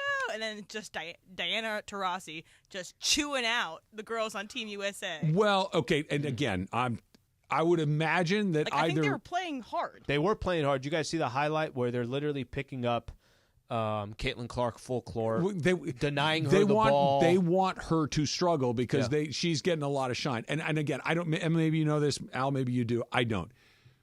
Was it a matter of, hey, it's Caitlin Clark or Diana Taurasi? Was it either or is there a world that could exist with both? And the reason I ask is this: if the reason Diana Taurasi is chewing someone out is because, look, she's given us the business, and this is embarrassing for me personally, or hey, I'm just the old head who's been around here a long time, and this is an unacceptable performance. Yeah, I don't know. Let me tell you something. I think it did not come down to merit. I think it just came down to personal. Yeah. Diana Taurasi, and I have not watched Diana. She's 42 years old. Yeah. So I don't know what she's at this stage of her career versus what Caitlin Clark is doing.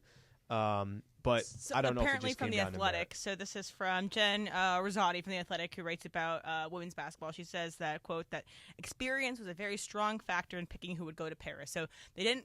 I don't believe any rookies are going to Paris. Okay. They wanted people that were more experienced to go. But again, Better win. like we've said, is that they're even more favored than the men's basketball team. They just Okay. roll through it. So likely Team USA will still win, but it will be a trivia in the history books or whatever that she did not make the team. It's the first time I've ever signed a WNBA Team USA. I'm like, what's that all about? That's interesting. It's different. And if all of a sudden a bunch of guys from the NBA that should have been on the Olympic team were not selected for the Olympic team and went out and beat LeBron James and Steph Curry and Kevin Durant and Devin Booker and Anthony Davis and Joel Embiid, be like, huh? Really? Why? I told you those guys should have been there. There's been some ideas floated around for All-Star game that you do USA versus the world. They've done that before, haven't they? I think they did I that. did it for like the junior, like the new faces. Oh, in the I league. think they did it for the rookie sophomore. Okay. They did something like that. It was rookie sophomore. But even what you're saying right now, that's kind of interesting. Have Team USA go up against the other All-Stars in the NBA. That's interesting. Because there is going to be a combination of NBA players that are born in the United States, and then the rest of them obviously being foreign players. And it's, could be Jaylen Brown does a Caitlin Clark and just totally owns the other team Right. because he's mad that he would wasn't take it taken. personal, sure. Should put Shohei on the team. Travis. His wife's a Shohei basketball in every player. conversation now, are we? Put Shohei's wife on the team. I'll make She's them both a hot basketball- and cold for next segment as well. Thank What you. would Shohei do if he was Matthew Stafford? Exactly. So Shohei obviously hit the home run yesterday. Yep. Dodgers swept the Red Sox. There was a lot of stuff that Gavin Stone pitched pretty well again. Kike hit a big home run to extend the game and then ultimately got a game-winning hit. But I think there was one thing in particular that kind of flew under the radar this weekend that I think is a very, very important part of what the Dodgers are doing and is the beginning of what, if you're an optimistic Dodger fan like I'm trying to be, Joe Kelly came back and looked really good. Joe Kelly came in yesterday in a tight set, first and third, nobody out, and got a couple outs, gave up one hit, but looked sharp. Like, Joe Kelly is very important to them thriving in the World Series. They need to shorten that because if that rotation is even a little bit wonky, you're going to have to shorten it, right? Instead of having Gavin Stone pitch 5 or 6, you want him to pitch 4 or 5. Joe Kelly shortens that. Him coming back, not only was it good news to see him because of Evan Phillips not looking super good, but I think this is kind of the first wave of him coming back, Gratterall coming back, Brazier coming back, and then, of course, you got Mookie and Glasnow and Yamamoto and all the much bigger names that are coming. But I think it just kind of demonstrated they have a ton of guys that are down, and not just guys, but really important guys like Joe Kelly. Yeah, Joe Kelly it's a little bit of a trip when you mention him because we spent so much time about the Dodgers needing to get healthy, and his name is further down the list, which shows just how many injuries that they have. And we're spending a lot of time. You're right, he is good, and that's kind of the point. The point is that we're spending a lot of time. Even Gratterall, we don't ever mention his name. He's good too. But we're spending so much of our time talking about Glasnow, Yamamoto, Kershaw's name is coming up more and more, Mookie Betts, Max Muncy. You got this list of players that it could be a player like Joe Kelly where you're like, no, that's going to be a key addition to a postseason run.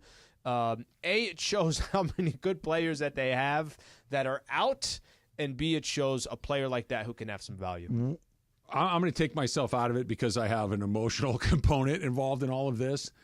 When you see Yamamoto they put him on the IL 5 weeks ago. He hasn't pitched in the big leagues in 5 weeks. There is literally no timeline for him returning. He's playing catch. He hasn't thrown a bullpen. They're saying hopefully by the end of the year. Okay, that's 2.5 months away. That's a solid 10, 12 weeks out. No timeline at all. But everybody said, look, there's been no setbacks. He's exactly on the timeline that we wanted him on. I don't know how to feel about this. Like, are they playing possum? Just, hey, limit the innings. Let him sit there. We got a big lead. We don't need him yet. Or is this hey, we don't know if he's going to be able to pitch or not? I can't untangle my own feelings from it. Here's my problem with playing possum on this. My problem is, Yamamoto had some of his quotes talked about how he's frustrated. He's only got to pitch X amount of innings for the Dodgers. He made 15 starts. Well, I think that's the point. The point is, if this is the first time you've been in the majors, and, oh, by the way, you signed a 12-year, $325 million contract. If he was healthy and could go, they could be more strategic with how they use him. I don't think if it's we're just saving this guy for as we get closer to the postseason, Trav, he's going to be out at least 2 months before he's been 5 weeks already. Let's call it another 3 weeks to just be the earliest you're looking at. Is that a good strategy? I don't know if that's a good strategy walking in. I don't know if it's a good strategy, but maybe it's a strategy. In other words, listen, he is a smaller guy. We're asking him to play with a new baseball. We're asking him to face new hitters. He's got to throw a new pitch, not a new pitch, but a pitch that he did not, that slider that he did not rely a ton in Japan on. That's the pitch that seems to be his most effective pitch against major leaguers. He's maybe not 100% fine, but he's fine. What we can't do is have him be at 175 innings when the playoffs start. Sure. That we need him to be at about 100 or so. We want him to pitch 150 innings this year. So where are we going to take the break? Let's take it right now, right in the middle here. And if we had to do it, we could hit the gas a little bit and not be super worried about it. But does 2 months seem like it's a long time? A lot. So yeah, that's really my is. point. That's the only reason why I'd say, even if in a perfect world before the season started and he even took one pitch, they were saying to themselves, look, it's kind of a smaller dude, he's coming from Japan, his workload, the season is a grind. Yep. Even if they had that in their mind, I don't think anyone would say, let's take 2 months off in the middle of this. That's a long time. I think we'll get a little bit better feel for it when you see what Glasnow and Kershaw look like this week. They're both coming back. Kershaw's going to pitch for the first time in about 9 months. It's really been a long time since he pitched in a game that mattered. If he's throwing in the 80s or the very low 90s, you're talking about razor-thin margins. When you're Yamamoto or Glasnow or really even James Paxton yesterday is throwing 96, your margins are pretty good at 96 miles. You don't have to be perfect to do it. Because your stuff is so... At 90 miles, and Clayton Kershaw is a genius when it comes to pitching. He knows exactly all of that. But, boy, if you don't locate a 90-mile-an-hour pitch where it's supposed to be located, all right, good luck. You saw what... Might have 473 feet. 74, because this guy's only throwing 86. Get one out of the stadium, Shohei. Get it over with. Let's go. By the way, you are not going to want to deal with me the day after that happens. Just giving you a heads up. I'm going to be pretty fired up for that one. Hot and cold coming up next is Travis Lee, 710 ESPN. So, what's coming up in Paris here in less than a week, Slee. We're going to have the opening ceremonies. Prize Picks is getting in on this, right? LeBron James, more or less than a point. I like that. I think that I feel pretty good that LeBron might score a basket in the upcoming basketball tournament. I feel like that's pretty good for him. And that's Prize Picks in a nutshell. More or less. You pick between 2 and 6 players. If you get it right, you can turn $10 into $1,000. You can win up to 100 times your money, more or less on Prize Picks, and they're giving you a freebie with LeBron. 5 million active members. Download the app. Make your first deposit before Team USA's first game to claim the limited time offer. Trav's talking about LeBron James. Yeah, I'm going to go ahead and take that half a point. That's coming up this Sunday, I believe. That game's going to be coming up. Dennis Schroeder, there's a game going on right now. The United States taking on Germany, more or less than 14.5 points. It's really easy. It takes about 60 seconds to submit your entry. Do us all a favor and do yourself a favor. Download the PrizePick app today. Use that code 710 for a first deposit match of up to $100. Code 710 on PrizePicks for a deposit match of up to $100. Pick more, pick less. It's that easy. 710 ESPN and the all-new ESPN LA app. This fall, the new home of the USC Trojans. The new home of the USC Trojans. The Trojans are back. The USC Trojans play on LA's mega sports station. That's right. USC football, USC men's basketball, and USC women's basketball are on 710 ESPN coming this fall. 710 ESPN, the new home of the USC Trojans.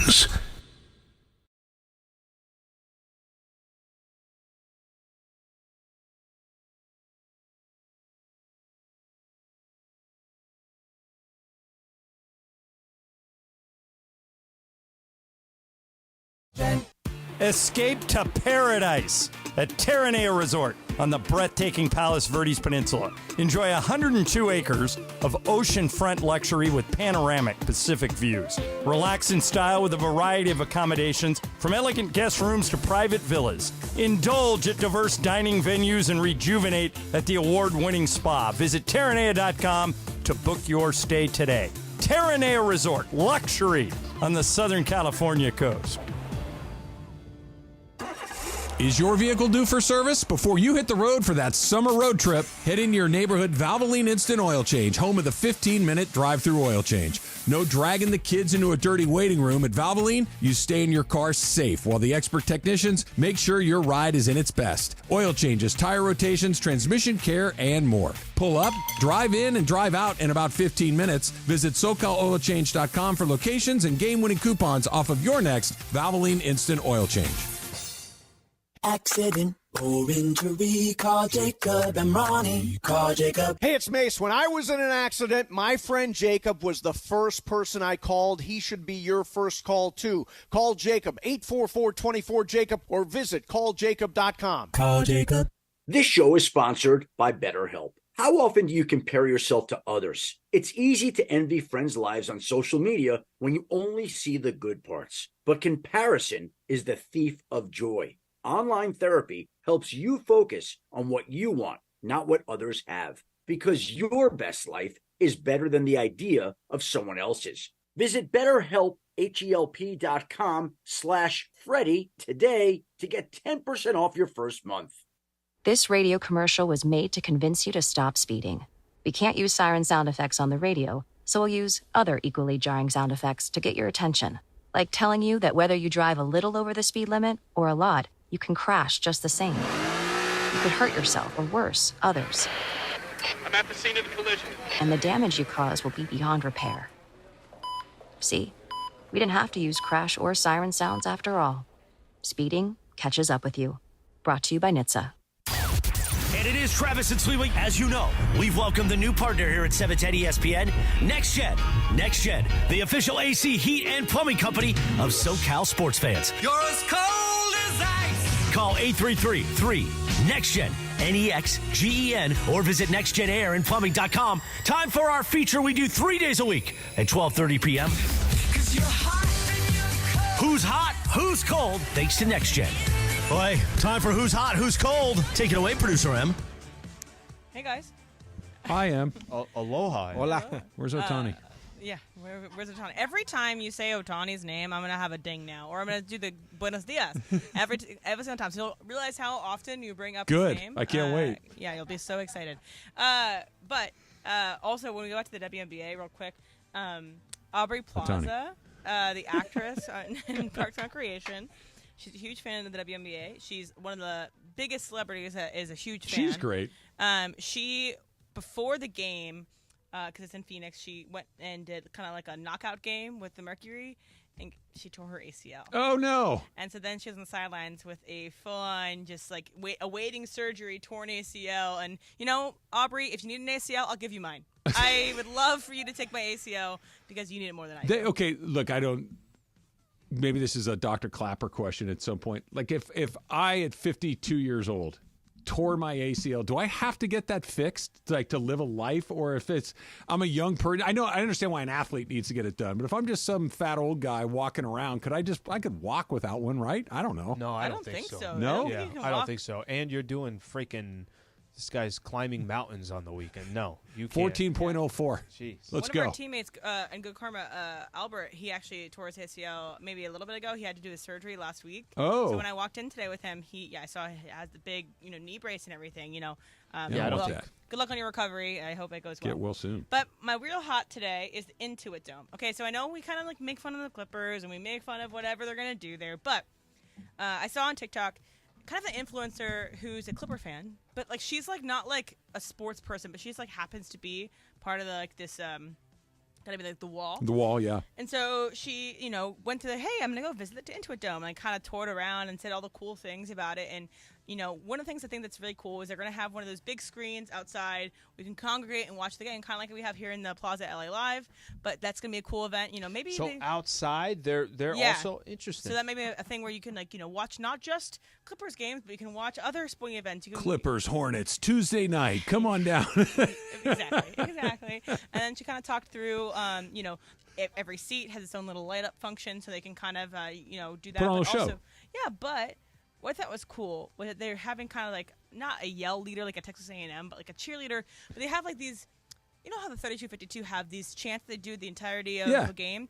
They're going to have a version of that for for when the other opposing team has free throws. Okay. And I think if they do it right, that it actually could be a game changer. Like this could actually be something that lasts the Clippers and they won't just be a joke. I really don't think this can be anything other than a success or a failure. I don't think there's a world where this is just kind of, yeah, it's all right. I think it's going to be a, man, how did it take us this long to come up with something like that? It's going to be a grand slam. That's awesome because think about the 32-52 at LAFC. Right. It's like a defining characteristic of going to a game there. It is when you go there. It's a big piece. It's the very first thing you notice. They're incredibly enthusiastic, and they kind of put on their own show while it's going on, and it's become a part of the experience when you go to BMO Stadium and watch an LAFC match. It really is as much a part of it as almost anything else.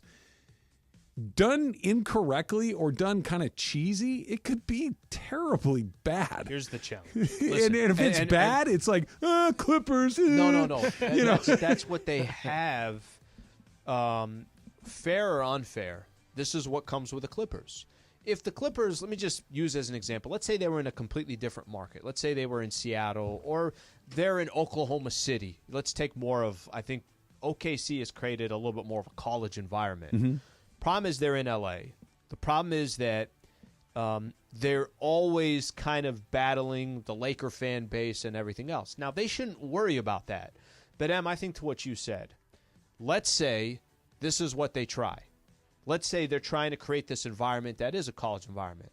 Trav, the problem is even if you have some moments where you're like, hey, that's pretty cool, if you have some bad moments or you have games against the Houston Rockets and nobody really cares on both sides, that will be used against them. And then all of a sudden it's going to say, hey, look what they tried to build. And I'm not even opposed to them trying this. I think Ballmer should try this type of stuff. Yeah. I think he's genuinely trying to create something that is good for a Clipper fan base. But if it doesn't look good, if you have a lot of hiccups in the process, you're not in a market that's outside of the Lakers market, that's going to be a tough one. It could be, but I think because Ballmer is invested in this on like a personal level, not just on a financial level, he wants the Clippers to have a brand that is unique to them, right? And by building this wall and having this thing, if it's a priority, like the 32-50, they don't take a night off, right? They do it every night. And even if it is that random Tuesday night game against the Rockets or the Hornets, and the game isn't important, and the game is low stakes, but those folks are doing what they're supposed to do or what he's hoping to do, and you really commit to doing it, if it's not totally cheesy, it could really work. I'm optimistic for it. You've said this before.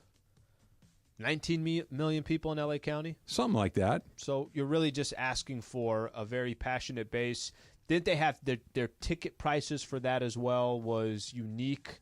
I can't remember. It was I know a reasonable ticket price. Yeah, it was a reasonable ticket no price. assigned sitting. It just it's free for all. Yeah. But remember, you showed me a while back. You showed me this clip of a Serbian game, I believe, and it's an outdoor court, and there's flares and crowds. Yep. It just doesn't fit for basketball. Like, remember you asked me, like, oh, what do you think of this? And I was like, nah, man, I don't. It's not. It doesn't feel right. Fits for soccer. For soccer, for sure. NFL's got some craziness to it. Yeah, but for basketball, I think it's a little more, you know. Basketball, I'll tell you where it works. It works in college. College, you can have a but little what bit if of you that. really? And what if that's your goal, right? And I agree It's with okay. you. And it works. And it's like, hey, man, we got to go play. And those people are lunatics in They're there. the Cameron crazies. Right. And I think what M said, it could change the way the experience is potentially in the NBA. I just don't know if I have some hesitations that it's going to happen. All right, now for what's cold is John Harbaugh. So John Harbaugh is trying to be cold towards people that are haters of Lamar Jackson. All right, so he had a stirring 2-minute and 43-second response to a question about directed at him in regards to Lamar Jackson being undervalued for not reaching the Super Bowl. Basically, people are giving crap to Lamar Jackson, and this is what John Harbaugh says back. I'm not going to play the whole thing because who cares? Who cares? But this Ohtani. is one of the things he says. There's a lot of great things about Lamar, but there's a lot of stuff that's said that you just got to scratch your head and kind of wonder, what's that person even thinking? But we take it personally, and that he also goes on to say that that Lamar Jackson will be recognized as the greatest quarterback ever in the history of the NFL. All right, so he has a lot of work to do to get to that round. He has to win 6 more Super Bowls plus that. So good luck, Lamar. Shout out to you. I hope that happens to you in the future. But give me a break, John. It's absurd. Look, I get him taking up for his guy. Yeah. I get him defending his guy. But I don't even know what people are thinking. I do. I'll take that one. I know exactly what they're thinking. They've watched him play in the playoffs. He's 2-4. That's bad. That's not even not mediocre. That's bad. As a 2-time MVP. I was going to say 2-time MVP. And by the way, the Ravens they're never a bad team. It's always they have a bad performance in these games. That's what people are thinking. They've watched him play in the playoffs, and they think that he underperforms where he is during the regular season. It's not complicated, John. That's what this is. You may not like it, but it's not an asinine position to take because you watch, hey, 2-time MVP, that guy's just tearing people in half the whole season long. Bright lights come on, and he ain't the same guy. That's not an unreasonable take. There's players in every sport that you look at and say, man, regular season, that dude was unbelievable in the regular season. Won an MVP. If you want me to give a couple examples, I can. In the NBA, James Harden won an MVP. Clayton Kershaw. Joel Embiid. Russell Westbrook won an MVP. There are a lot of players that in the regular season, but once you start talking about the best to do it, this guy, doesn't it all just come down to what do you do in the biggest moments, in the most clutch situations? And Lamar Jackson, we'll go back to when they played each other in January when it was him against the Chiefs, right? When it was Ravens versus Chiefs. Home field, check. Top seed.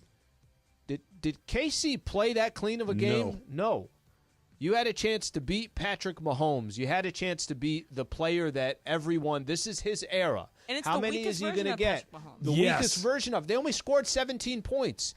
Baltimore found ways to screw up that game, and it wasn't Lamar Jackson winning that game. It was you lost a game to the Chiefs because your quarterback didn't play well.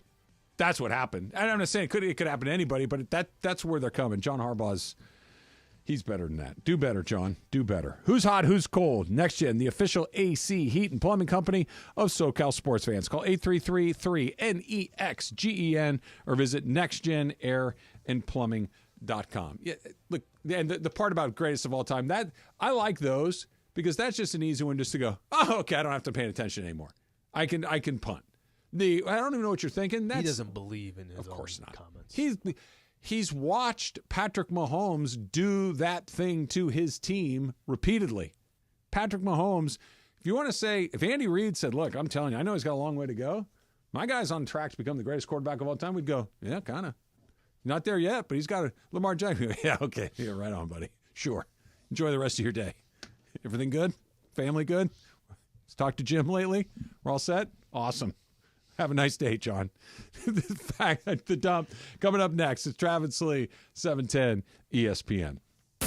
Mason in Ireland. You know what I did every day while I was on vacation? You got stoned? I knew you were going to say that. I did. The biggest show on the radio. Next at 1 p.m. on 710 ESPN. At Carden Alleyway Hyundai, the sizzling summer sales event is on now. Lease a new 2024 Hyundai Elantra SCL for only $249 a month plus tax for 36 months on approved credit. Plus get peace of mind driving with America's best warranty. A 10-year, 100,000-mile powertrain limited warranty and the Hyundai Assurance Program. Carden Alleyway Hyundai just off the 91 freeway in the Corona Auto Center or CardenAlleyWayHyundai.com. Lease for $249 plus tax. License and fee to well-qualified buyers. 36-month lease. 10K miles per year. $34.99 due at signing. Not all buyers will qualify. Down payment may be required. Subject to HMF credit approval. Expires 07/31/2024. The winger advances down the flank, leaving the defenders behind. The forward rises in the air, surpassing the marking. The ball seeks Jimenez. Jimenez connects and goal! What a way to smoke the net!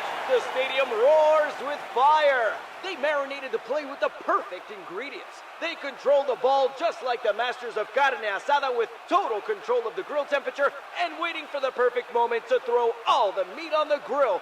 This team's got flavor. When you're a master of carne asada, it stands out. We, the carniceros of Northgate Gonzalez Market, are the true masters of carne asada because we have years of experience perfecting the art of cutting, tenderizing, and marinating our meat. From juicy arrachera to tasty cecina and delicious chorizo, we have everything you need so you can enjoy a shopping experience of the highest quality. Come to Northgate Gonzalez Market and let the masters of carne asada take care of you. Northgate Gonzalez Market. Every visit has a story. Life insurance. Why are you putting it off? Can't afford it? Too much hassle? Think you don't need it? There's lots of excuses for putting off life insurance. But if you weren't there, who would pay the mortgage and other bills? With Ethos, you could be covered in 10 minutes and boom, family protected. Ethos, fast and easy online term life insurance. Up to $2 million in coverage with no medical exam. Some policies as low as $1 a day. Answer a few health questions and get your free quote at getethos.com. That's getethos.com. With no fees or minimums and no overdraft fees, banking with Capital One is the easiest decision in the history of decisions. Kind of like choosing Derek Jeter as the pinch hitter for your baseball team. Jeter, you're in. We need a home run. I'll give it a try. I've swung a bat once or twice. That's out of here. Yep, even easier than that. With no fees or minimums and no overdraft fees, is it even a decision? That's banking reimagined. What's in your wallet? Terms apply. See CapitalOne.com/bank for details. Capital One N.A. member FDIC. It's time for everything we haven't gotten to today. Yes, it's time for the dump.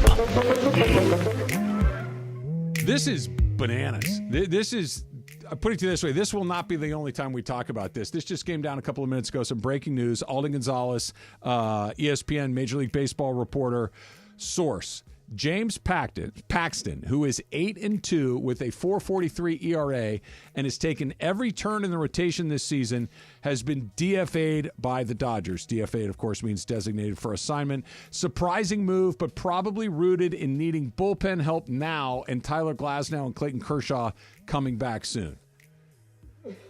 Okay, help me out here. I'm trying to help myself out here. Yeah, it doesn't make any sense here.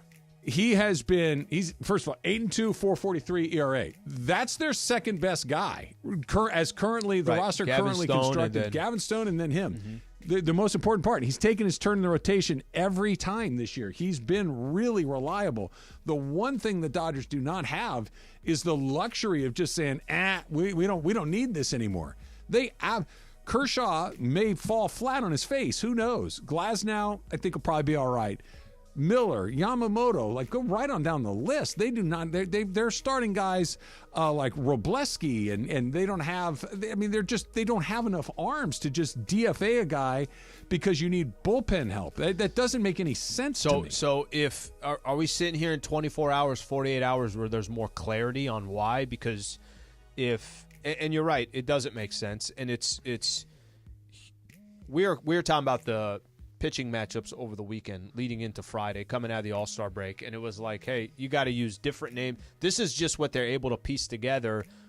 More clarity come with time, because I don't think anybody really can make sense of it. Why not use him as a trade chip? Yeah. Why not continue? I mean, I don't know. If this is just to create space for bullpen help, and you think that Glasnow and Kershaw are going to be locked in for the rest of the year, that's a pretty big assumption to make. That's got to be something else. All right, so here's what Fabiano Daya is saying in regards to this. So he quote tweeted the announcement of James Paxton for assignment. He goes on to say, Dodgers need to clear a 40-man roster spot, an active roster spot for River Ryan, who debuts today. Paxton was 8-2. Again, same thing that we said. But this doesn't. I get it. I don't understand. I get the roster construction of all these things. Why him? Right? There are other. He's been the guy, and he hasn't been great, but he's been pretty darn good. And never mind his performance, he's been available every fifth or sixth day. That's the part that he pitched yesterday. and pitched reasonably well, maybe even better than reasonably well. That's if that is a roster move, that is really a bizarre one for me. And like the consistent reaction from other members of the MLB insider media is just somewhat shock. Yeah. Kind of trying to make sense. Mostly the only thing that we're giving up is that it's a roster spot. But like again, like you said, why not someone else? What's going on with your team? What if Tyler Glasnow comes back this week and his back flares up again? What if Clayton Kershaw throwing 89 miles an hour isn't going to cut it? Okay, where are we? Bobby Miller's still in the. Doesn't cut it. What if River Ryan doesn't cut it? I mean, that is super bizarre to me. That is incredibly bizarre to me. Another thing in kind of like inside baseball is TNT plans to match Amazon's bid for the NBA rights. So Warner Brothers is making a play to keep NBA rights, telling the league that it will match Amazon's bid for a package of games. The company said in a statement Monday afternoon that it intends to match Amazon's bid, which would be about $1.8 billion a year. So who knows? Maybe they try to keep this and then keep those guys together on TNT. Is it? I thought it was done. That's what I thought too. Here's what it was. Here's the business part of it. So Amazon, the TNT has the right to match the offer. So last week there's a 4-day window for when this deal was that Amazon's bid went in that TNT could match. It was a 4-day window, and so everyone thought TNT didn't have enough money, and the Warner Discovery didn't have enough money to match. Seems like they're trying to match, and they're going to, again, Amazon tried to bid so high so that Warner Brothers to couldn't scare them match. off. Yeah, exactly. So if you want more information about this, there's a really great podcast called The Town with Matt Bellany, and he brings on Bill Simmons to talk about this. Kind of goes into the details of this business rights with this, but it's definitely an interesting thing. I didn't know TNT could Let me do ask this. you guys this, and with the very obvious exception of we all want to watch Ernie, Charles, Kenny, and Shaq. We all like that show. It's a great show, and we'd like to continue to watch it for as long as we can. Aside from that, do we care where any of these games are? Like, hey, this one's on ESPN or TNT or Amazon or Apple or whatever. It's like, I just want to watch the games. If they're on TNT, great. If they're on ESPN, great. If they're on Warner Brother Discovery Streamer, great. I have a little bit of a little old school in me that I got to get out. The Apple TV, I think the easiest things to do is obviously it's on Fox Sports, it's on ESPN, it's on TNT, it's on NBA TV. I just got to add more to the rotation. And I'm not telling you that it's not tough to go find them, but there is just an extra step. That's the only thing I care about. You'll get used to that in, what, 30 seconds? I know. You're 100% right. Yeah, yeah. It's just another subscription or whatever. If this keeps Charles on TV with those guys, great, but I'm not going to lie. I'm a little preoccupied with the James Paxton news. And sorry, one more thing about this. And I also believe this is a streaming-only option. So from what I believe that the NBA, again, this is what I get from The Town, from Matt Bellany, so you can listen to that for more in-depth detail about this. But I believe what was being said was that there are a couple different packages. The package that Amazon had, they are specifically bidding for, is a streaming-only option. And so that the Warner Discovery would be a streaming-only, likely on Max. So that if you're clicking around TNT or on your cable TV, this likely would not be, they still would not be on that. So they'd only be on Max deal. That's really strange. Look, wonder what Shohei thinks about it. He's going to hit one over the Amazon building. That's what's going to happen. That's what's going to happen. I want to spend a little more time on this tomorrow just because of the extensive list of things that has happened when Nick Castellanos hits home runs. But Joe Biden decides he's not going to run for re-election, and shortly thereafter, Nick Castellanos hits a home run. It's uncanny that if some world event happens. This has been going on now for a while, right? Explain this to me. I don't understand. So you know so Nick Castellanos with Tom Brenneman, the original. Oh, thing, yeah, sure. Right, where Brenneman is issuing that apology on the air and the deep drive to left by Castellanos. Oh, that's right. Yeah, yeah. So now every time something in the world happens. Castellanos, just apology for that one that we're talking about here. Career-threatening injury for Tatis, he hits a home run. During a eulogy for World War II veterans, he hits a home run. A 9/11 tribute package playing on the air when he comes up to bat, he gets a hit. Apologizing for the opposing coach getting a DUI, one of the guys in the booth doing it, he hits another. Every time there's a serious moment taking place, he does something on the baseball So field. what came first, Biden jumping out or Nick Castellanos hitting Biden, the home run? I Biden believe. out. Biden What first. did It he go always out because follows. of the home run? It always follows. Oh, it follows. So Got what it. happened last Saturday with the attempt at Trump's assassination Yes. was he hit one before the assassination and then also hit multiple RBIs after. So it happens. It has to be the same day. Did you hear about James Paxton? Yeah, what the hell's going on? I don't know. understand Trying to figure it. it out. I don't know. I mean, he's 8-2. I mean, granted, he's getting dinged up He's a taking little his bit. turn in the rotation every time, and that's the most important thing they need right now. They need innings. They need someone that will pitch every fifth Yeah, day. I do Full not. stop. But they know all this. So I almost there's wonder gotta be if something. does this mean there's a deal about to be announced? Interesting. But You why need not a- use him as part of the deal? Why? I mean, why do you? Because I have- don't know. Oh, You think there's a but- big James Paxton but market wait, out but there? until it's done, it's not done. So get the deal done. Hey, we're trading here, and oh, by the way, as part of this, we had to DFA James Paxton. Right. Okay, you don't clear the deck before you pull the trigger, so right? they DFA'd him to make room for River Ryan. That's right? the story. Yes. Now, and River Ryan is starting tonight. Tonight.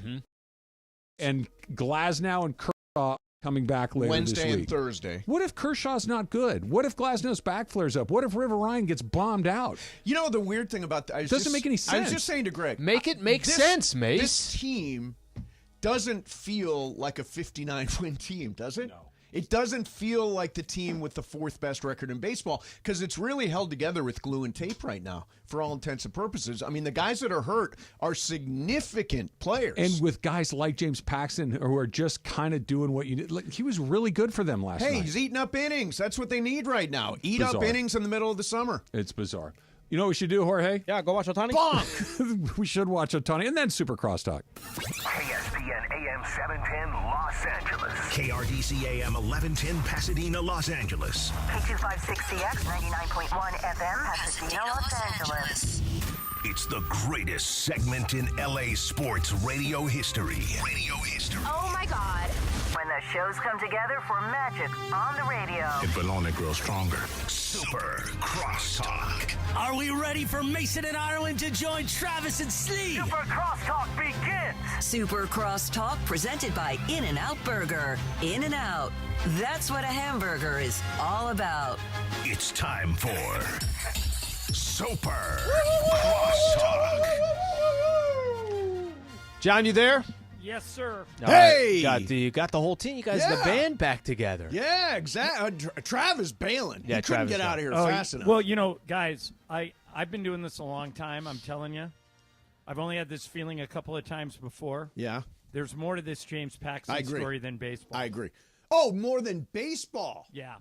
Well, I I don't know what it is, Mhm. but you just don't release a guy who's 8-2 and who's an innings eater for baseball only reasons. See, I leave thought it at that. I thought what it is.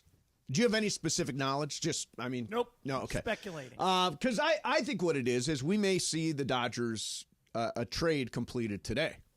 Well, we'll find out. You know, but- was this the front end of announcing a trade for Garrett Crochet or Tarek Skubal or any of the pitchers who are on the board for the Dodgers? Maybe, maybe. But now here's, and I guess this would go against my non-baseball reasons theory, but here's one possibility. Yep. Paxton asked for it. If They maybe came to him and said, "Hey, we've got some moves coming.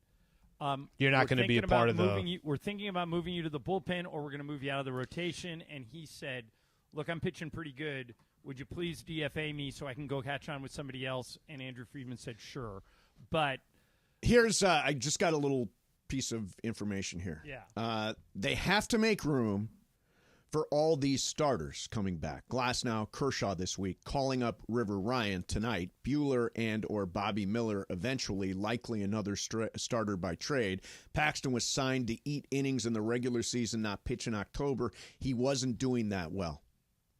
But maybe, John, that goes to what you just said, that he knows his This doesn't add role. up. His role is going to get more and more limited. If he does get DFA'd, he could potentially get picked up somewhere else. But it's not too often that everybody says, "What the hell are they doing?" Yeah, no, it's true. So Because as of that part's right fair. now, with Paxton gone, their rotation includes Gavin Stone, Tyler Glasnow, who's pitching Wednesday, Clayton Kershaw is pitching Thursday. Landon Knack, Justin Wrobleski, and then River Ryan, who we're going to see for the first time tonight, who's their prize prospect up from AA.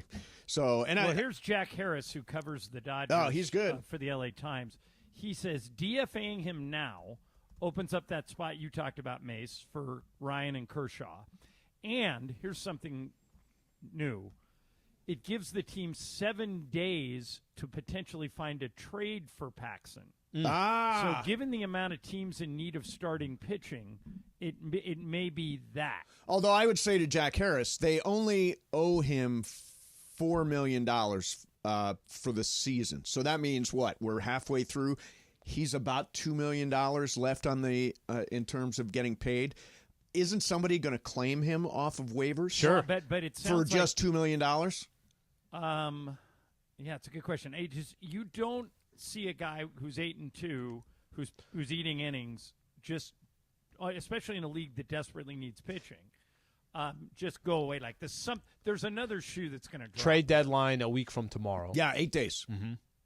Yeah, Not that I'm keeping track, but 8 days. No. I think. By the way, we chatted a little bit about this, but tell me if this is extreme or not. This is a part of Bill Plaschke's piece over the weekend. Okay. Says this is the most important trade deadline in Dodgers history, something to that effect. And basically what he's talking about is you went and spent that much money in the summer. Yep. You have no idea what players are going to be available by the time you get to October or even mid-September.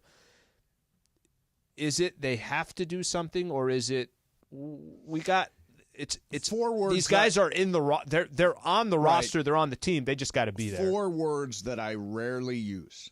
I agree with Bill. I think he's absolutely right. They've invested all of this money into all of this talent. Why would you stop now? Why would you stop? Why would you let another deal keep you from competing for a world championship?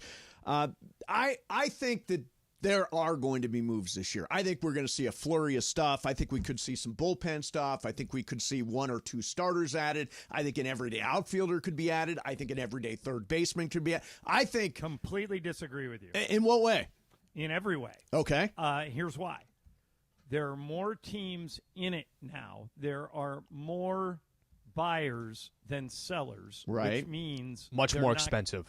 They're not going to make... I mean, it's going to be harder to make deals. There's going to be fewer deals, not more deals. Right, but like Alana Rizzo was on last week, and she suggested this as a deal, and I like this, and Tampa and the Dodgers have made trades over the years. She suggested the Dodgers acquire Zach Eflin, who's a starting pitcher, Randy Arozarena, and their third baseman, all-star third baseman, I can't think of his last name's Paredes. Those 3 guys coming over. Tampa's going nowhere.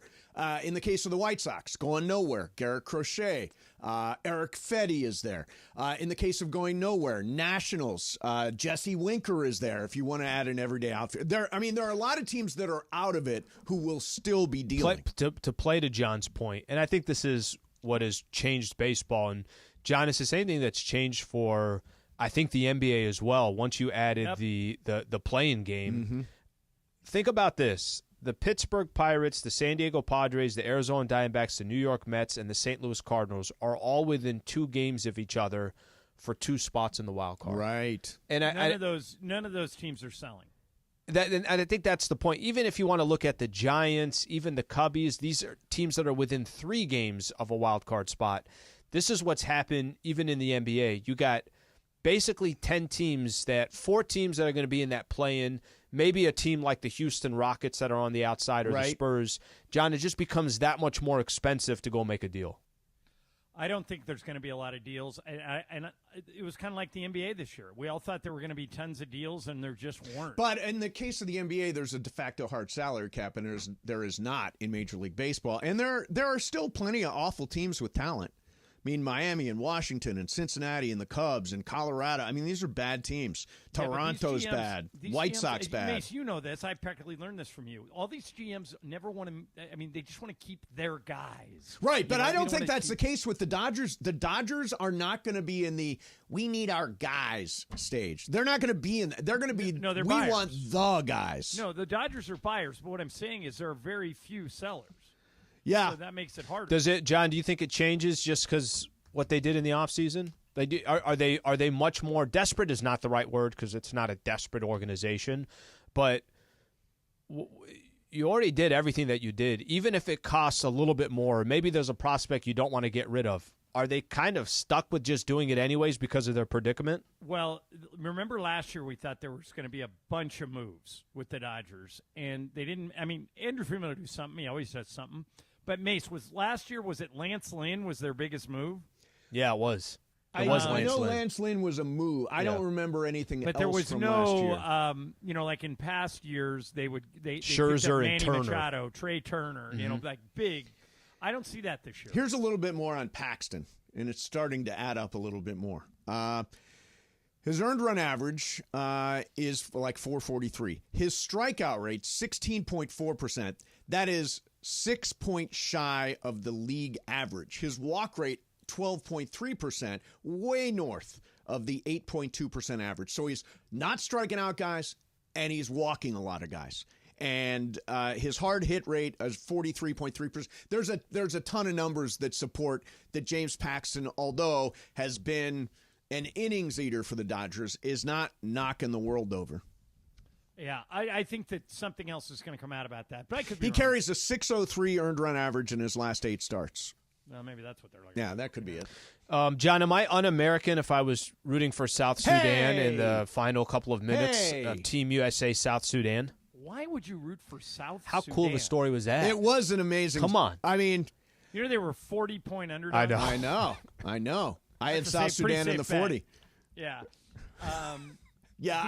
I was boggled. My mind was boggled by that game. It was on at the gym while I was working. I kept looking up, thinking, "Okay, U.S. going to pull away, going to pull." They went up 7 down with to 2 the minutes wire. left to go. I think it's always. I don't think this is uncommon, right? You have such an underdog. Travis and I were talking about this. We're like, South Sudan. Who's on South Sudan? By the way, old Laker Wenyan Gabriel's on South Sudan. I'm sure some other. Luol Deng has something to do with that team, Yep. too. Yeah, he's part of it as well. But it's just kind of funny. You're watching a team that's supposed to completely dominate. I don't know if you guys saw Embiid's comments on just his thoughts of Team USA. Hey, LeBron's getting older. Some of these guys are older. The names are there. But still, of course, everybody's going to expect them to win. But that South Sudan, I did not have that on my weekend list of this game's coming down the wire. No, not at all. And I think they've got one more. Oh, they're playing right now. Playing right now. Do we have it on TV? I don't think we have it on the TV. They're playing Germany right now, right? They're playing Germany. It might be half, but they're playing Germany as we speak. Yeah, Dennis Schroeder, I think.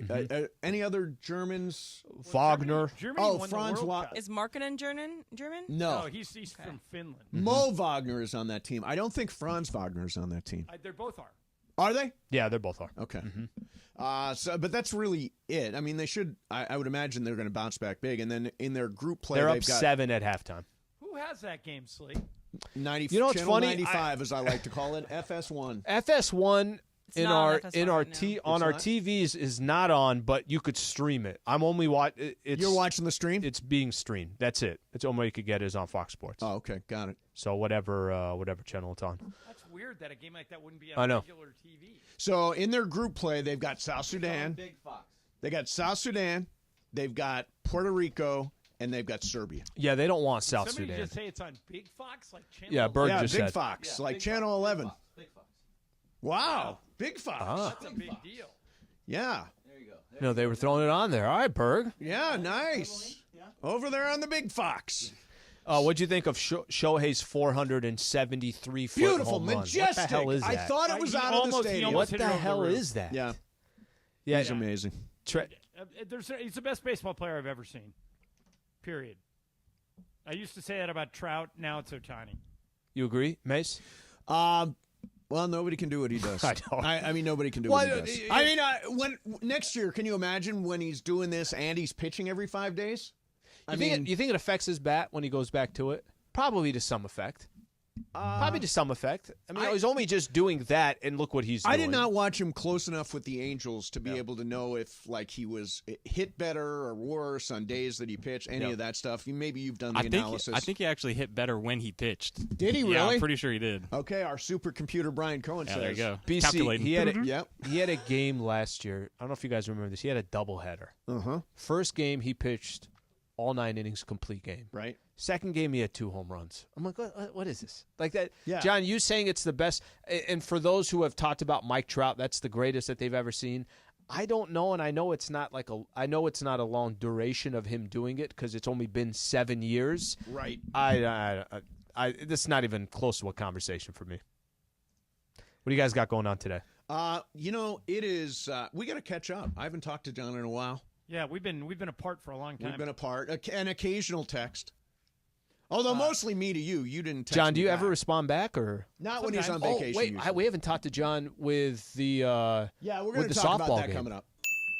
Yeah, that's good. The only text I got from Mason during the softball game is that you were getting killed, and that Slee, your team had a modern-day murderer's row. We had a pretty good team. Yeah. Yeah, BC was a part of it. They He got could tell you home runs from Beto, Mario, Jorge, and Dante. and Brian. Dante. Yeah. Yeah, we had a little bit of Who's everything. Dante? Dante from Children's Dental Fun Zone. You don't Why know didn't Dante? you get that guy? We did well. We had Armando from Rotolo. Mm-hmm. And he hit a home run for us. He had 2 home runs. Oh, did he have 2? Yeah. By the way, Beto hit one completely out of the stadium, and I think Armando 100% hit one into the trees. into the trees. Yeah. Yeah. We had only a 200-foot fence. Mace, did you get hurt? No. Nobody did. Nobody By the got way, hurt. that's the only that matters. Yeah. Nobody got injured. Yeah, no, John, I was 1 for 2. You would have been proud of me. I am proud of you. That He you got smoked hit. one off of me. Yeah. He smoked one off I of me. did Yeah, send he did. one. He did send one. By the way, if you look at the swing, the launch angle was huge. Can I be honest with I was you? swinging like straight up. I wanted that ball so bad. I'm going to be honest with you. So there was, I know Cappy's coming up. Hey, Cappy could be a threat. Momo's coming up. Hey, it's Ramona. Right. Ramona used to play. DeMarco. I don't know. DeMarco, how hard? DeAndre's coming up. When you came up, it was like a part of the order where I'm like, I could take a break here. Yeah. Okay? Yeah. And then you smoked one off of Gave me, and one I'm like, a what the ride. hell just happened here? Yeah. Mason I had forget that. who made that catch to the fence, but Ireland, you would have been proud. I did send a bomb out there. Dante. Just not Dante quite did everything. Enough Anything power. good that happened, it was from Dante. Dante. Yeah. All right, I'm going to let you Children's guys Dental Fun Zone. go catch up. All right, let's do some Mason and Ireland next. Super Crosstalk is brought to you by In-N-Out. That's what a hamburger's all